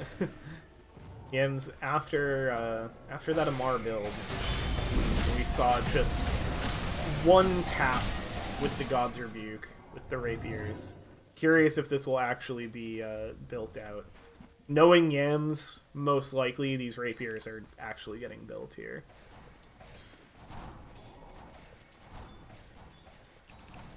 Oh, maybe the idea... You can hit ethereal units, but you can't hit well ethereal. Although maybe that doesn't matter for God's Rebuke. Like, I'm wondering if the idea is that you decrep the Mars and let him God's Rebuke with Brooch, or if it's just for the damage amp. Because it makes your attacks magic. And Decrepify increases magic damage by 60%. So that is going to be a big damage increase if they pull this off. Super Nintendo Chalmers looking to defend the tower here. Blasts coming out. Style finding the supports on the back line. It's going to get hit by an Ice Blast, and they have the AA shard here. Now Yams in on the back line. They have the saves in the Solar Guardian. BKB, Yams just trying to escape now. Font Forward getting healed up. Pony Ride trying to chase out, but now just gets blown up. The Nether Blast, the Double Edge. Moostyle getting controlled now. The Rod of Atos from Sweet Pumagoo. Gotta be careful of the Nether Ward. Moostyle, they have the Glimmer, tries to stomp to get away, but the damage from the dragons, they're flapping away. They bring down Ziggy G, so another pretty good exchange for Razzil Dazzle. Double damage. Lead brought back down all the way to 2k. Nice win probability for MUDBOYS right now, though.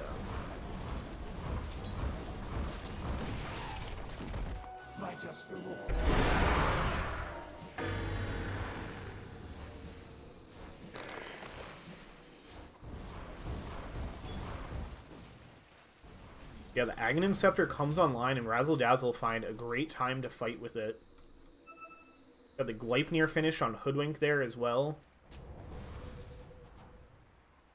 On forward did finish the BKB, so this Clink's all the more durable. The smoke out on the supports. No Elder Dragon form available, so it's just going to be the supports hunting. Sarcasm out in front. Scary place to be if you get seen. You have the Dragon Knight following in the smoke now. They might find Moose Style here. But it's going to be the supports going for the D-Ward. Actually, immediately the damage out. Sweet Pumagoo and Font Forward finds the A and back. You get the Desolator attacks coming in on Sweet Pumagoo as well. Mort just forced to escape, watching the supports get blown up.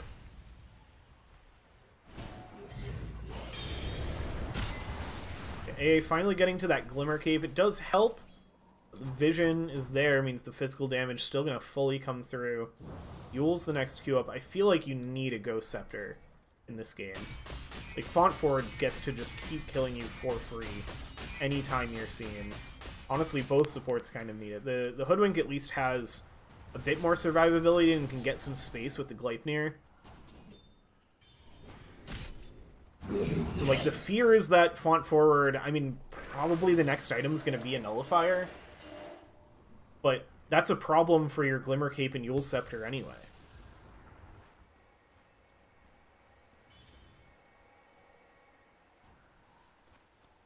MUDBOYS checking the Roshan. Just now ticked over into the possibility of spawning, but it's a long spawn, 2.5 minutes. So the Rosh will not be an option for a bit. Don't think that MUDBOYS will mind taking the time to farm up for a bit longer. And a matter of how much space is Razzil Dazzle going to get. Went queuing up that Crit Stick. Maybe going to go into a Conda. That would be an interesting build. You kind of rely on having the tree from the Acorn. You can make it work. Get kind of a double attack on one shot there. As Sacred Relic means Yams, unless this is going to get pivoted into a Nullifier, is committing for the Divine Rapiers here. Razzil Dazzle, they're going to scout out towards bot. And Sweet Pumagoo going to get found by Font Forward again. MUDBOYS, they're in the area waiting for this Roshan as well. Super Nintendo Chalmers, forced to just TP away. It's still a minute and a half to the Roshan spawn. So MUDBOYS still going to be waiting patiently for the Rosh to be available. Sweet Pumagoo will be up. Plenty of time. Ice Blast goes out. It's the cores, mostly just scouting for the road.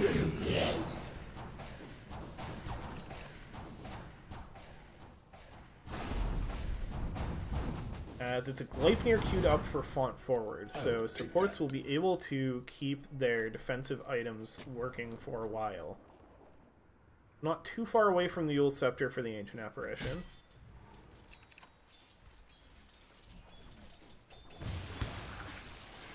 Scotty in the queue for Viper. Imagine more. Oh yeah, working on the BKB. Makes sense. I was thinking the Octarine, but that'll be after the BKB. Basher on Pony Ride gets picked up, Moose style with BKB Eternal Shroud. We'll finally finish that Veiled Discord into a Shiva's. There is the Divine Rapier on Yams. I probably should have noticed that pop up on the side. So look for this God's Rebuke damage. Do something scary. We might get a preview. Oh, it actually whiffs on the illusion. Radiant's middle tower is under attack. That's potentially the Rapier reveal. Razzil Dazzle may now know that this is a thing and they have to be concerned. I love the full commitment into the Rapier. Like, right after dying, High Ground is now where in the showcase. Has the BKB, Super Nintendo Chalmers just absolutely shredded, but Font Forward gets shredded as well. The damage from Mort, it connects onto Ziggy G as well. Moostyle trying to back away. Yam's fully out of there. Ice Blast gonna head over towards the Roche Pit in case they're headed in that direction. Razzil Dazzle now on the chase. Yam's still plenty of resources ready to go. But Razzil Dazzle, is this going to set them up to get the Roshan? Because that Ice Blast did scout it out, and they still have the Dragon Form for plenty of time. Go scout with the illusions. I feel like you'd rather have... I mean, I guess your supports just get deleted if they get found. But I feel like you want those... it looks like it's not.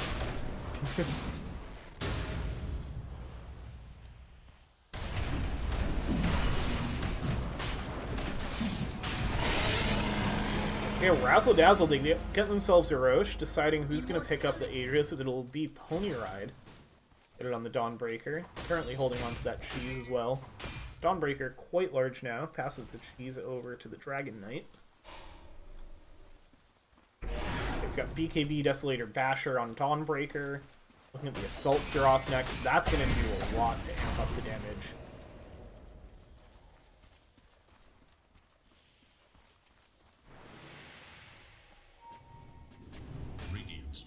Razzle Dazzle, they're going to get some good map control here.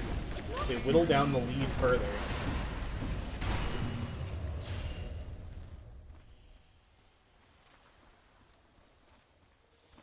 Smoke up for MUDBOYS. Do break on Sergeant Sarcasm. Ice Blast. We dropped a little short. We'll get the dragons hitting up the high ground. Ziggy G decreping himself. He's going to get hit by the Sharpshooter. Moostyle now going to commit the Stampede to get themselves out of there. Yam's looking for a way back into this fight.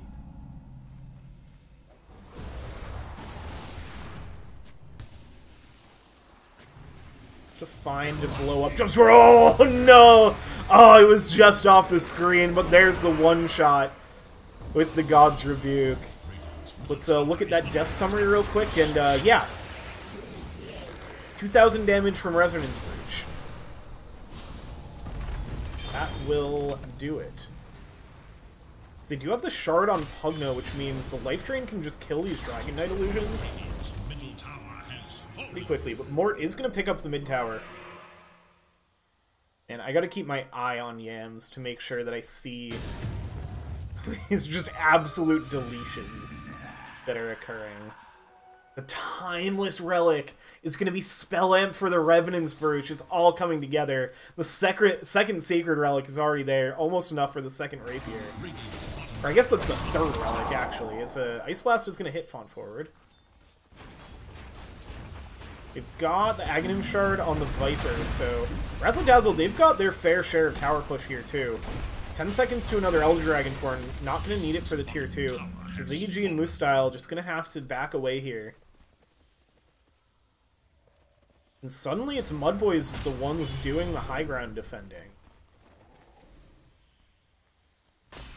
Still 2.5 minutes on the Aegis for Pony Ride.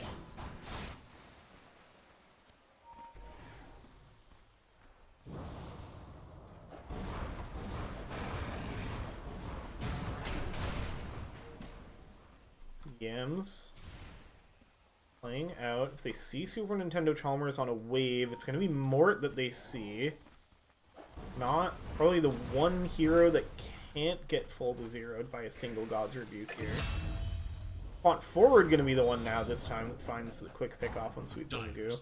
Now it's going to be a smoke up as they know the squirrel is dead. I'm just going to find these two illusions. Life Drain on one of them from Ziggy G. You're still sitting in the smoke. Potentially gives a little bit of information when they see that illusion get brought down without seeing the hero. Font Forward going to be the one scouting out ahead. It's going to steal a tier 4 token there. Uh-oh. I think that belonged to Mort. Now we're going to Viper Strike. They find the Clinks. Both BKBs used. Ice Blast. It's going to hit 3. BKB prevents Font Forward from getting stunned, but Super Nintendo Chalmers still going to be able to escape. Scouting out the Clinks here. Where's Yams? Yams still in the back line. Second Rapier is available. Well, this just makes attacks cost mana. So God's Rebuke, if anything, just costs a little extra mana that one time. Kinda insane, actually, for how much extra damage you can get with Spell Amp. Oh, and it cut, because then you have the Spell Amp from the Rapiers, too. So it's 350 damage and then 25% spell. Oh, God, that's how it works. That's why you get the Revenants. Good lord.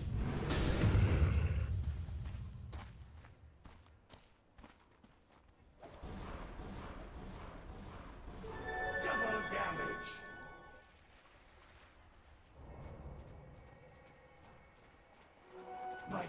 Smoke from Razzil Dazzle. They're going to find Magnus here. Starbreaker. Going to find the stuns. The Bushwhack not quite going to connect, but plenty of ways to find here. Now the Viper Strike with the Ice Blast from Yams. Doesn't find the first God's Rebuke, but immediately both supports dead as Font Forward cleans them up. Pony Ride does get the double kill, so it's just all 4 supports dead. Which set of 3 cores want to continue to fight here? Font Forward chasing forward with a damage hamper. Does have to use the BKB, get these Dragon Knight illusions off the back. There's a Tar Bomb and has that Burning Barrage now from the Aghanim Shard.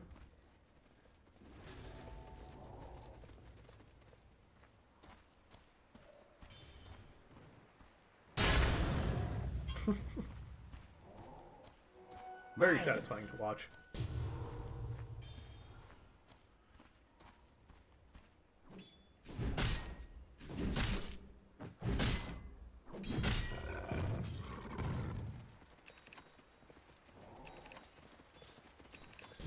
So, it looks like Moostyle went back for the BKB, or just hasn't had the chance to get towards this Shiva's, but now it's going to have the plate mail for it.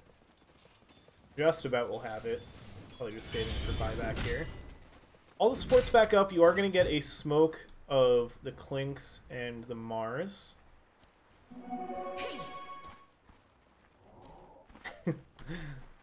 Sarcasm. Feeling the pressure of playing AA in a Clinks game. With a charming personality. Biggie G with some words of affirmation for them. Looks like it's time for me to go all out. Oops. You didn't see the one.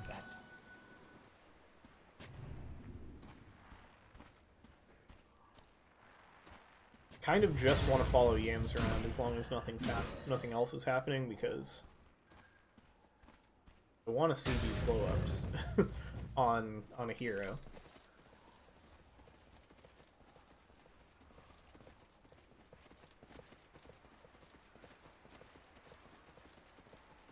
Looks like the Shiva's on its way out for Moose Style. Got BKB done. Dragon Knight has the Ancient Guardian for extra damage in the backpack.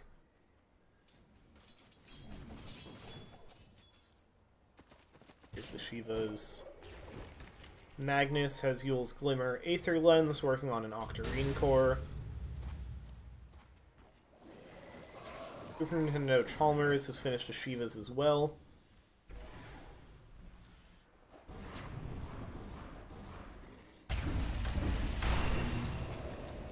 Got Assault Kuros and Harpoon finished on Dawnbreaker. This Dawnbreaker is big. Highest net worth on the Dire side. Or finds a font forward courier with an illusion. Don't think anything died on that. They're gonna smoke up as 5. They're gonna see Super Nintendo here on the wave. Diams jumps in. It gets stunned up. They have the control with the Solar Guardian. Yams getting brought down. 2 rapiers on the deck. Moose Style standing on top of them. Buyback. The rapiers are in the Centaur's hands now as they chase forward. Those are going to get passed back to Yams, so nice save by Moose Style. Getting the rapiers back to the Mars. Yams still wanting to hunt. 2 heroes dead already. How can MUDBOYS contest this here? Like they're just going to concede the tier 2 and hold the high ground. So 6k net worth lead now. Off of a huge kill. First big lead that Razzil Dazzle has had this whole game.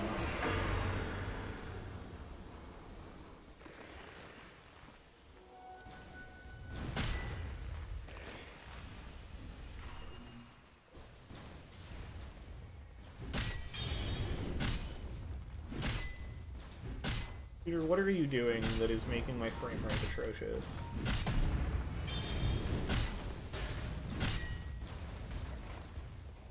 No,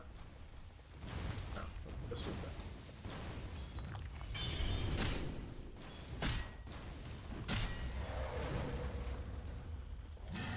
What's doing?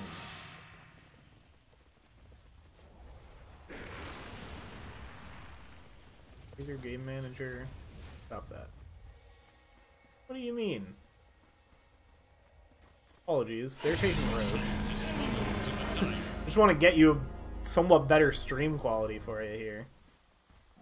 Not that I need it. We could at least get back up to 30 frames. No, still just gonna chill at 25. I get perfectly fine frames while I'm playing Dota. It just really doesn't like spectating Dota. Feeling like I need to update my computer just for the sake of casting.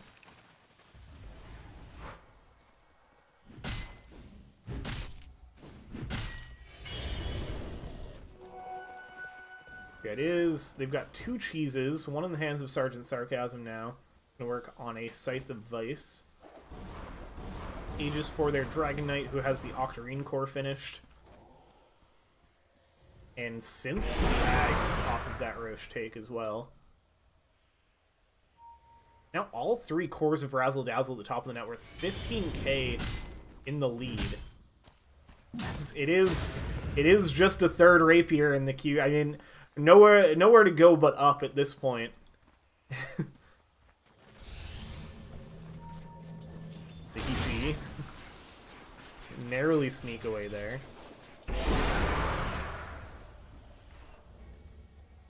Yeah, MUDBOYS fully on the defensive now. What was a pretty strong lead for them. 89% win rate at one point. And a 10k gold lead at its peak.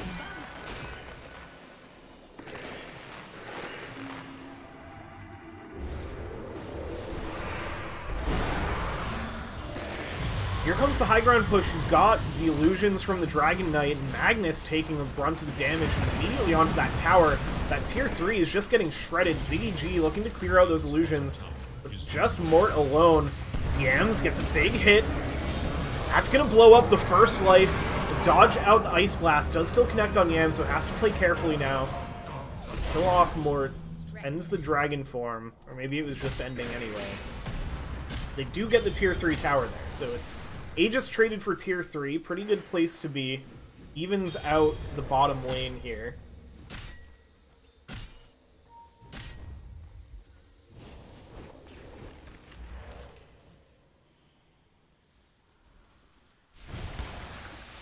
they're going to turn their attention towards mid lane. Yams looking for a pick-off. Tricky thing is that all three cores of Dire are so tanky.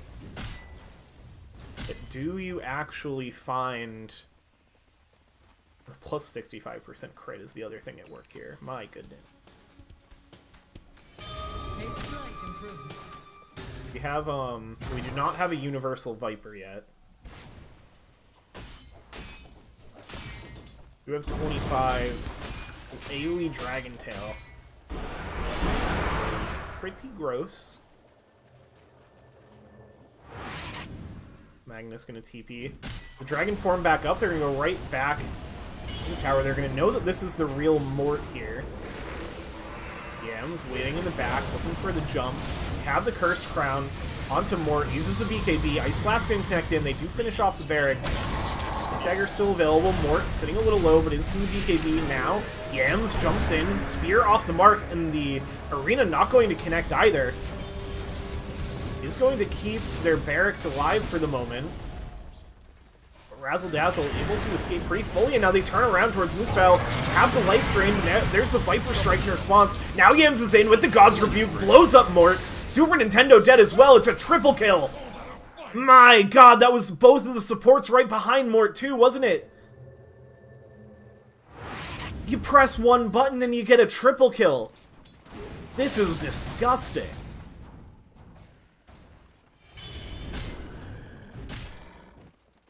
I was so focused on Mort's health bar, seeing that as the initial jump. I didn't even see the two supports crumble behind. Yams finding the perfect opening. Completely going to negate that push, and now this game is back to damn near even. Buyback here from the Viper. Yams no BKB available, knows they have to play pretty safe with the rapiers. And it looks like actually pivoting towards a strength blink to get a little more durable for these fights. Ziggy G going to start threatening the high ground with siege creeps. They'll have a quick clear of the catapults for Razzil Dazzle, so it won't be a threat for too long. Looks like MUDBOYS is going to try to finally find this last outer tower. Dire's top tower is under attack. If we get through these creeps, get theirs pushing. It's their siege creep here, wave here as well. This tower will quickly fall. Dire's top tower Walk forward over on the other side of the map, getting that wave pushed out.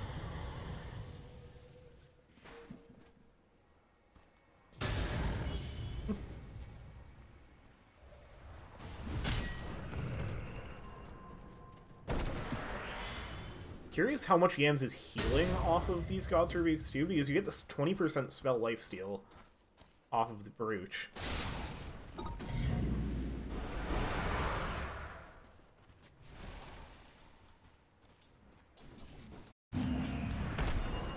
Proper scats.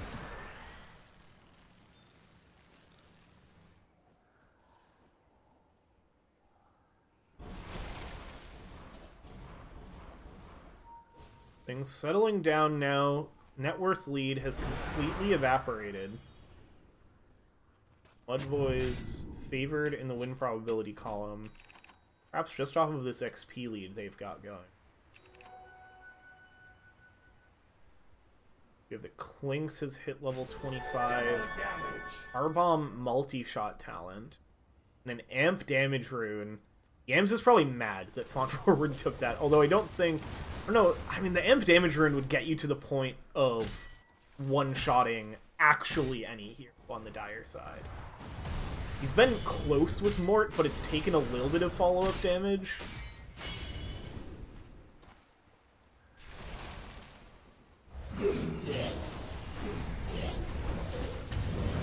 Font Forward going to be forced to use the BKB as they set up the skeletons in the high ground. They want to just find this tier 3 tower in the top if they can. Fortify going to get used. is under attack. Duels to escape from the brambles. Tower is taking quite a bit of damage. DG working in those nether blasts as well, and that's going to be the tier 3 tower falling. Quickly life drain down the illusions. Has the Aghanim Scepter, so that's going to make it even easier to clear these out. Finish off the Nether Lord. Dominating. Oh, Yams with another big crit.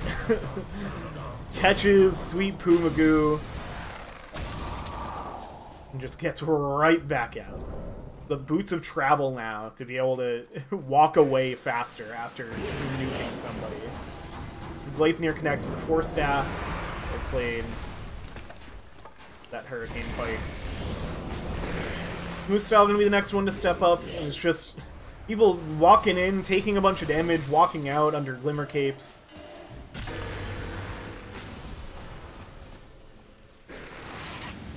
I mean, they have... Yam's going to be forced to go clear this out. As the ping out on Roche, it's another long spawn, over 2.5 minutes. Right at the top end of that possible spawn window. Looks like MUDBOYS, they want to secure themselves this next Roche. They don't want Razzil Dazzle getting it again. They've had the last two.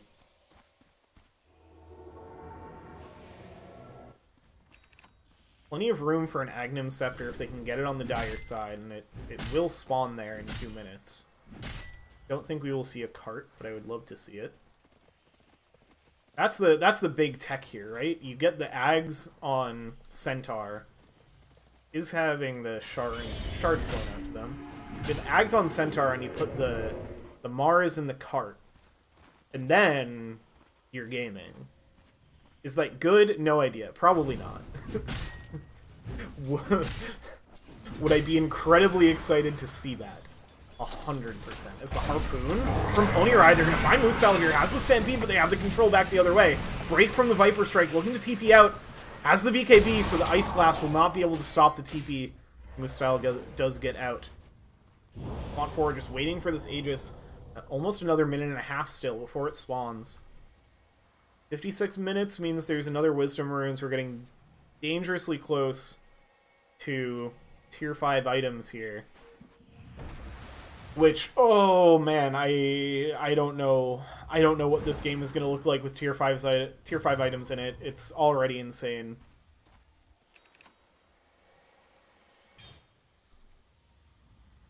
Got Scotty with the Gleipnir finished on Clinks.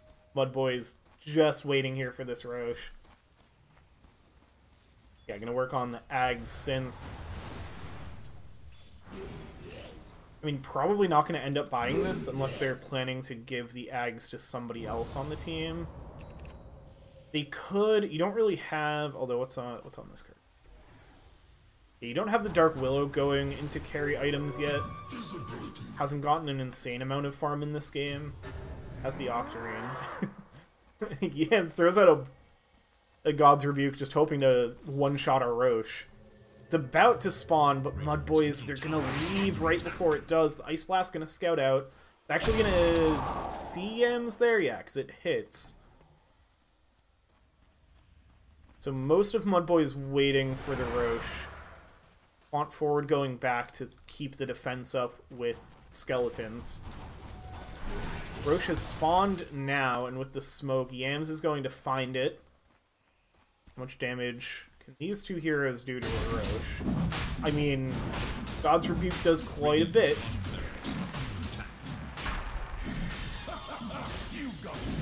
Oh my god, it just takes off a quarter of Roche's health. I've never seen something do that to Roche before.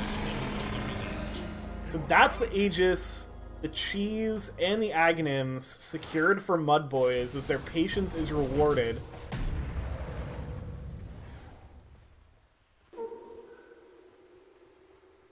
As Crit Stick, or no, the full Daedalus done on Sweet Poo Magoo. Those Acorns are going to be hurting. Got Lotus Orb on Moose-style. I think that's been up for a bit. Looking at a Strength Blink on the Centaur alongside. Boots of Travel, Strength Blink coming out. Yams, the Aegis to protect the Divine Rapiers. Yeah, that's the full Strength Blink. BKB in the backpack for after the Aegis.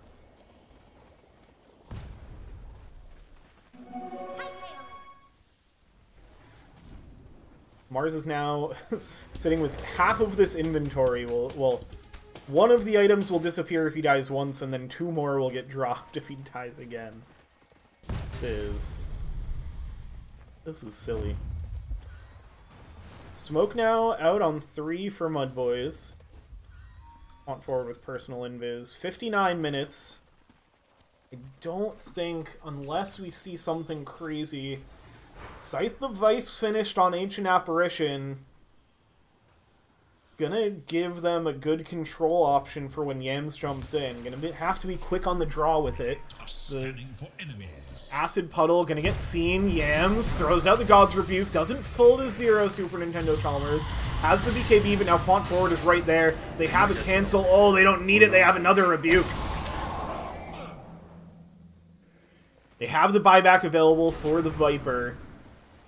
But I think this is just going to set up the tier 5 items for MUDBOYS, and then they'll look to push after that. I mean, they'd love to force the buyback of the Viper here if they can. So the 60-minute mark is reached.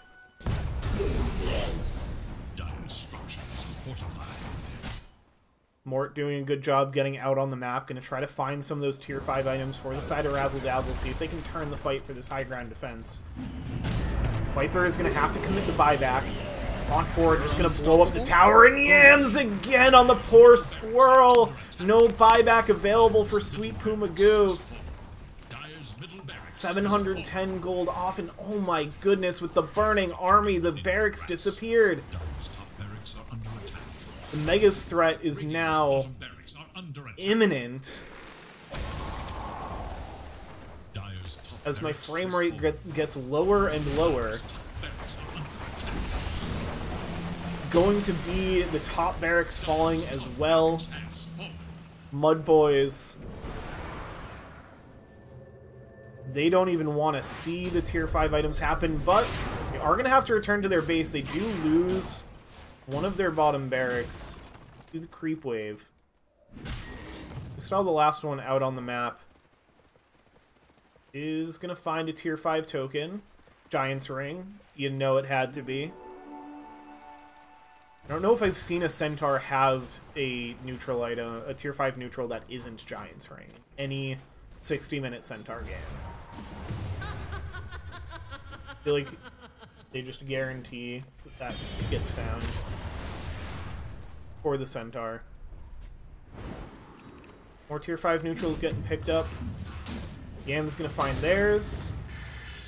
Honestly, what do you get that replaces Timeless Relic? Because the Spell Amp is so big for your ult. Oh, a Mirror Shield's pretty dang good into the Scythe that the AA just got and hasn't had a chance to use. Oh, that is soul-crushing. We had a Giant's Ring for the Dragon, also sitting on the Ancient Guardian still. Giant's Ring a little redundant, because you already have the flying movement from the Ags. Pirate Hat for Clinks. Is that as gross as I'm thinking it might be? Giant's Ring for Viper and Pugna as well. The Pugna had to have gotten pretty bad options to have taken a Giant's Ring.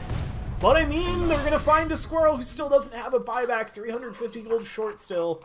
There's a lot of Giant's Rings in this game. Holy. Pony Ride picking up one. A lot of big heroes. The Viper. Everybody has one. Literally all 3 cores on the Dire side are Giants. As the last of the barracks is getting worked down from a distance by this giant Pugna. I'm not zoomed in.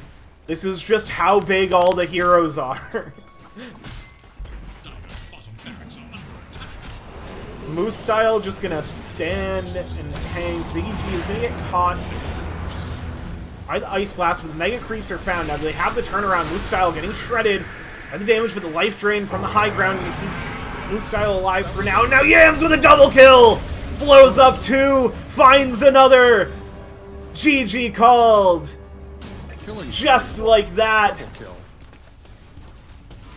I feel like I've done a disservice to this Divine Rapier build from the Mars. I'm gonna download the replay because I want to watch some of those back in slow motion. That is an inventory. I guess the Aegis ran out at the end there, and so it was just replaced by a third rapier.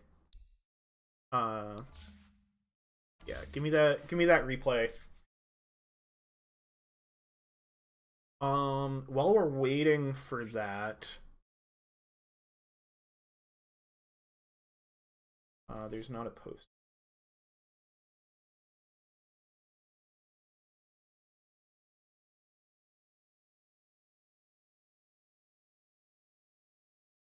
I'm gonna see if we could do a quick interview with anybody. I mean, do I give Yams an MVP again? Feels hard not to. He built 3 rapiers and he won the game. Like, that blink in at the end just blew up 3 heroes and got a GG call.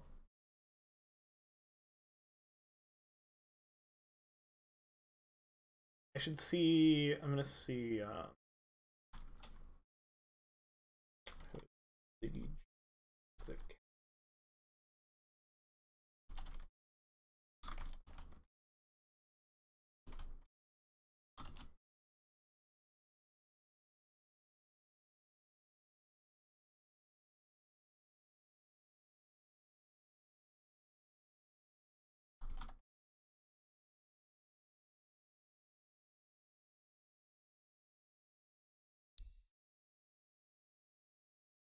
hello, hello.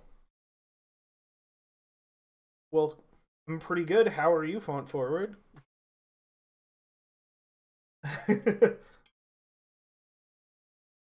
Yeah. Hour-long match closed out in a fraction of a second by a singular God's Rebuke.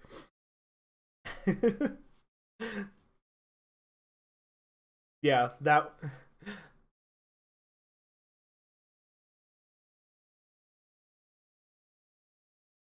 Yeah, it is. It was insane to watch. I saw Amar did it in Bet Boom Dacha. Yeah. Yeah, that was very fun to watch. I'm waiting for the replay to get downloaded because I feel like I didn't do it justice on the cast. I feel like I missed too many of the jumps because they happened so fast. Like, yeah, Yams was just so on top of those blinks. It was nutty.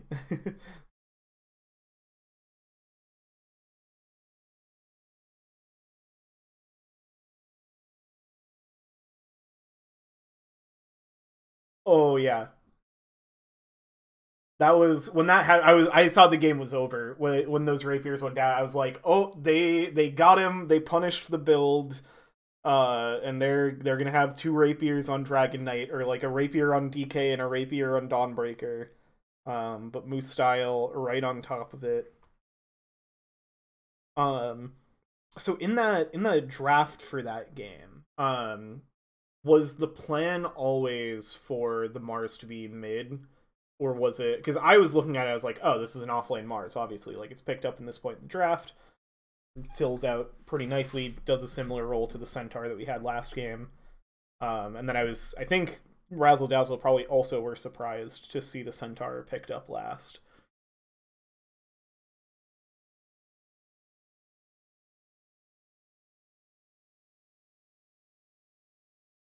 I think it was Odie Medusa. Because I think that's what I was thinking, was that I wasn't sure if the Clinks would go mid or safe lane.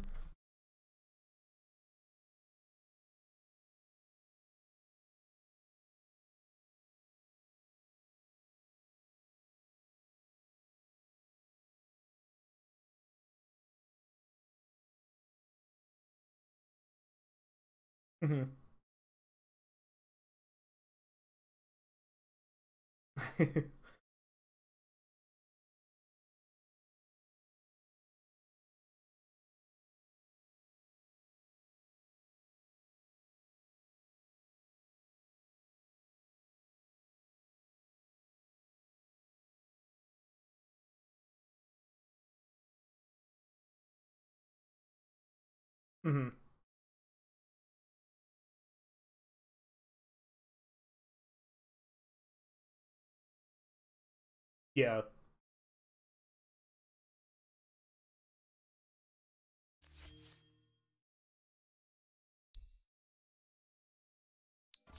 Yeah, I mean, it worked out great. And yeah, that it definitely. I think it was the first Aegis. Like you guys were taking Aegis, and I was like, well, this game had been pretty close, and then suddenly it's looking pretty similar to the last game. You guys are going to be pretty well set up to just go in high ground. And then I think it was the high ground push there where you get the tier 3 tower bot, but then lose a few heroes. Luckily, I think it was before any rapiers, because it almost looked like it could have been a miscommunication of like most of the team backing, and then Yams goes in, gets a really good arena, but then there's no follow-up for it. So was that some chaos in the comms there?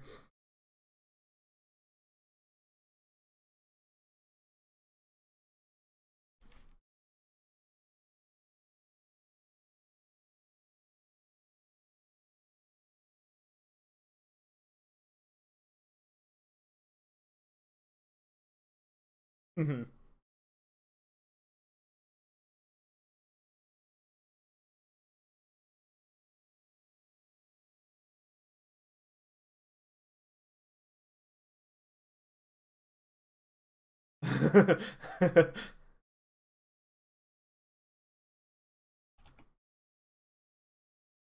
Yeah.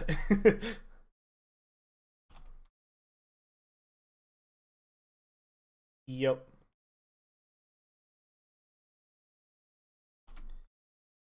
Yeah, that was a very fun one to watch, and yeah, I can imagine incredibly stressful to play.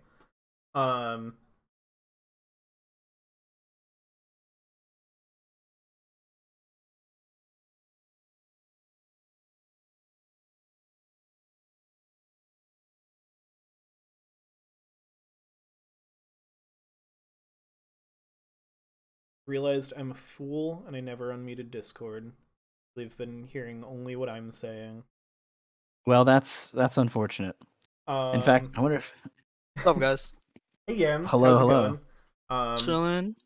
Alright, we're just gonna pretend that we never talked to Font Forward because he was muted that whole time. But now you're both able to be heard on the stream. So that's good. How Very are you good. feeling, Yams, after that pretty wild game? Not bad. It was the double rapier drop was definitely a lapse in judgment. I had to think about ways that I can get in. Just had to wait for the Dawn ulti, and that was about it. Yeah, it was definitely. When I saw the 2 rapiers hit the deck, I thought the game was over there. I was like, oh no, it's all falling apart. There's gonna be 2 rapiers for like a Dragon Knight or a Dawnbreaker. Like those are scary heroes for them to have, but Moose Style right on top of it saved the rapiers and kept the game. Yeah, shout out Moostyle. I think he's the MVP of this game. Honestly, he tanked all of the hits. I mean, I couldn't really be in the front because I had rapiers. He put in work, did his job, won us the game. Yeah, it was very impressive. Great Centaur play from both of those games from Moose Style. I'm opening up the replay of the game now so I can go back and look at some of those jumps with the rapiers again, because I want to see them again and see the ones where you were like hitting somebody that was just off the side of my screen. That poor squirrel was getting most of them, I feel like. There was also the one right outside your bottom tier 3 where I like didn't even realize that the supports were caught in it too. I was just like, oh, it nearly blows up the Dragon Knight, they finish him off nice, and then I was like, wait, that's a triple kill for Mars. That was 3 people in that God's Rebuke. That one was insane. Yeah. Saw the opportunity, took it. Had to be really decisive about when I can dive, basically. Yeah. I mean, you're obviously known for these like super divey mid heroes. The Morph, Ember, Void Spirit, of course. Saw the Storm in game 1 as well. So is it the similar sort of mindset of like you even if you're playing a Mars who's not normally quite as much of a high mobility jump hero, it's the same part of the brain to find those big jumps and catches. Yeah, the reptilian brain always always turns on whenever the MUDBOYS are playing. It wouldn't be a MUDBOYS game if there weren't any shenanigans going on, you know? Yeah, for sure. See if I can find one of these, or I'll wait till after the we're done chatting. Yeah, so we talked to Font Forward a bit about the plan in the draft, and you know, having the ability to flex that Mars, but kind of planning for it to be in the mid lane for the rapier build. Yeah, he was kind of egging me on because I was like, well, you know, I could go for a Magnus, and Ziggy was like, no Magnus for you, and I'm like, okay, well, just give me Mars, you know. Yeah, we were able to convince Ziggy to give me the Mars. And I've been kind of practicing on Mars, this Amar build, which is absolutely ridiculous. Just have to be really patient, but it worked out. Yeah, definitely worked out. It was made for it a very fun, suspenseful game to watch. Oh yeah. Let's see. So you guys now are sitting at 4-4 in the group stage so far. So it looks like you have one series left to play. Forget who that would be against. Whatever team you haven't played yet. Yeah, it would be Merci beaucoup. Merci beaucoup. So that'll be. Did we play them? Oh no, I cast a game. Never mind. No, you casted MCBC. Yeah. Yeah. So yeah, you guys at a pretty good point now, coming off of a couple of really good series. I mean, a split against us last week. But honestly, it didn't feel like we came out very, very even in that series for how much of game one you guys were ahead. And now the 2-0 here, carrying some good momentum coming into the end of the group stage. Yeah, we're sorry. No, go ahead. I just think it took us a little while to figure out what our strengths and weaknesses were and how we could kind of strategize around those things. And now I think we're feeling a lot better than we did at the beginning of the tournament in terms of confidence and like knowing what we want to do. So it's been good. It's been fun.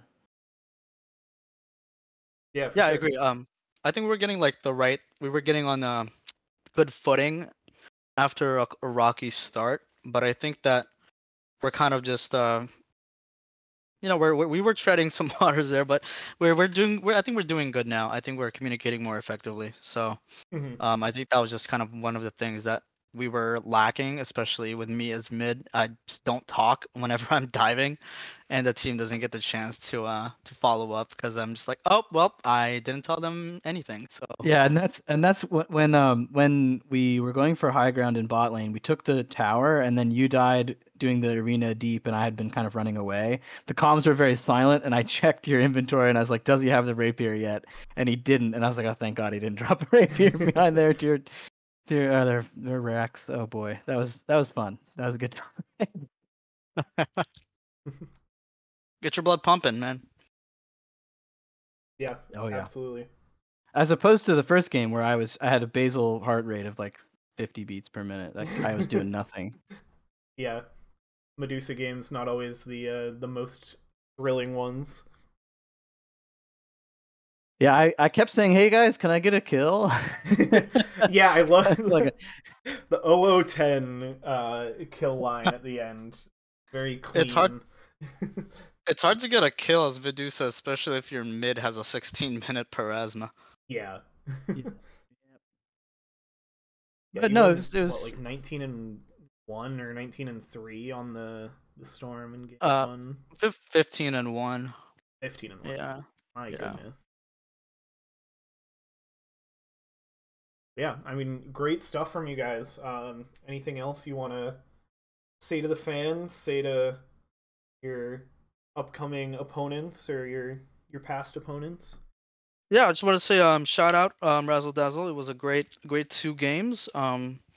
Definitely some great challengers. And I hope to play with them and against them in the future. So GG's. And thank you for casting. I really appreciate it. Yeah, absolutely. Thanks for playing. It was a blast to cast.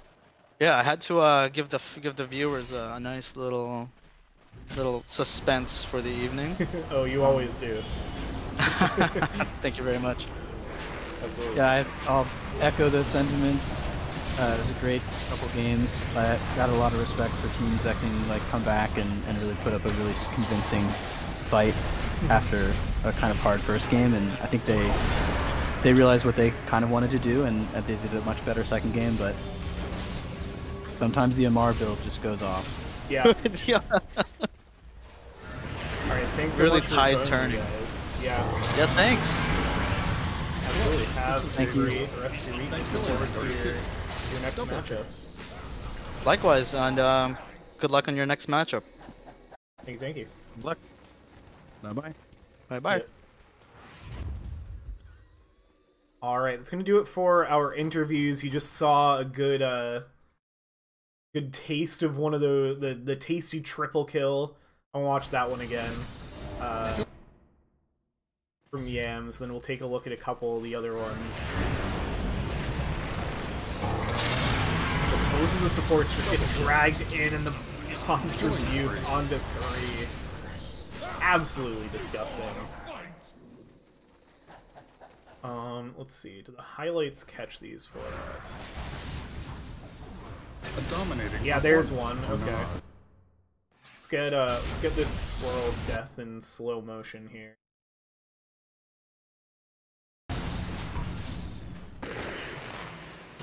Sweet Kumagoo safely hiding behind the trees. Feels like they're gonna be okay. Steps up to contest the wave, try to clear out the creeps, is getting seen, and then right on the edge of the God's repeat. Oh my goodness. Ownage. And then, oh, I should try to go back and find that first one. I think that one was also just one on the squirrel. Over in this area. I think it was this fight, actually. Oh no, that's the one where on forward finds the squirrel, so it's before the tower is under it.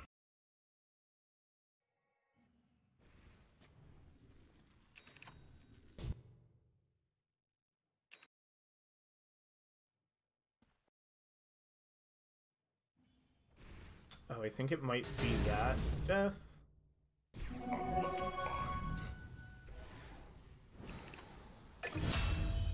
Nope, that's Moose style. I don't know. I'm not sure where that one is. I won't waste too much time clicking around for it. And then let's find... Yeah, so this is the one almost kills the Viper, and they managed to clean it up. This sets up the final high ground push. Spotted out, blink behind. Does get the chance to get the BKB off, so Yam is just backing up. I love how safe he plays here. And then they finally goes back in for the second one. Oh, it's so gross. And then jump ahead when they're playing bot.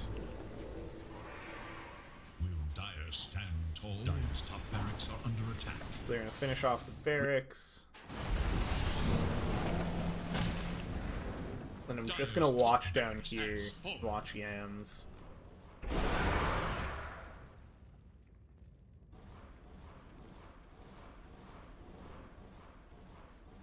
Yeah, this is where they have to go back and defend.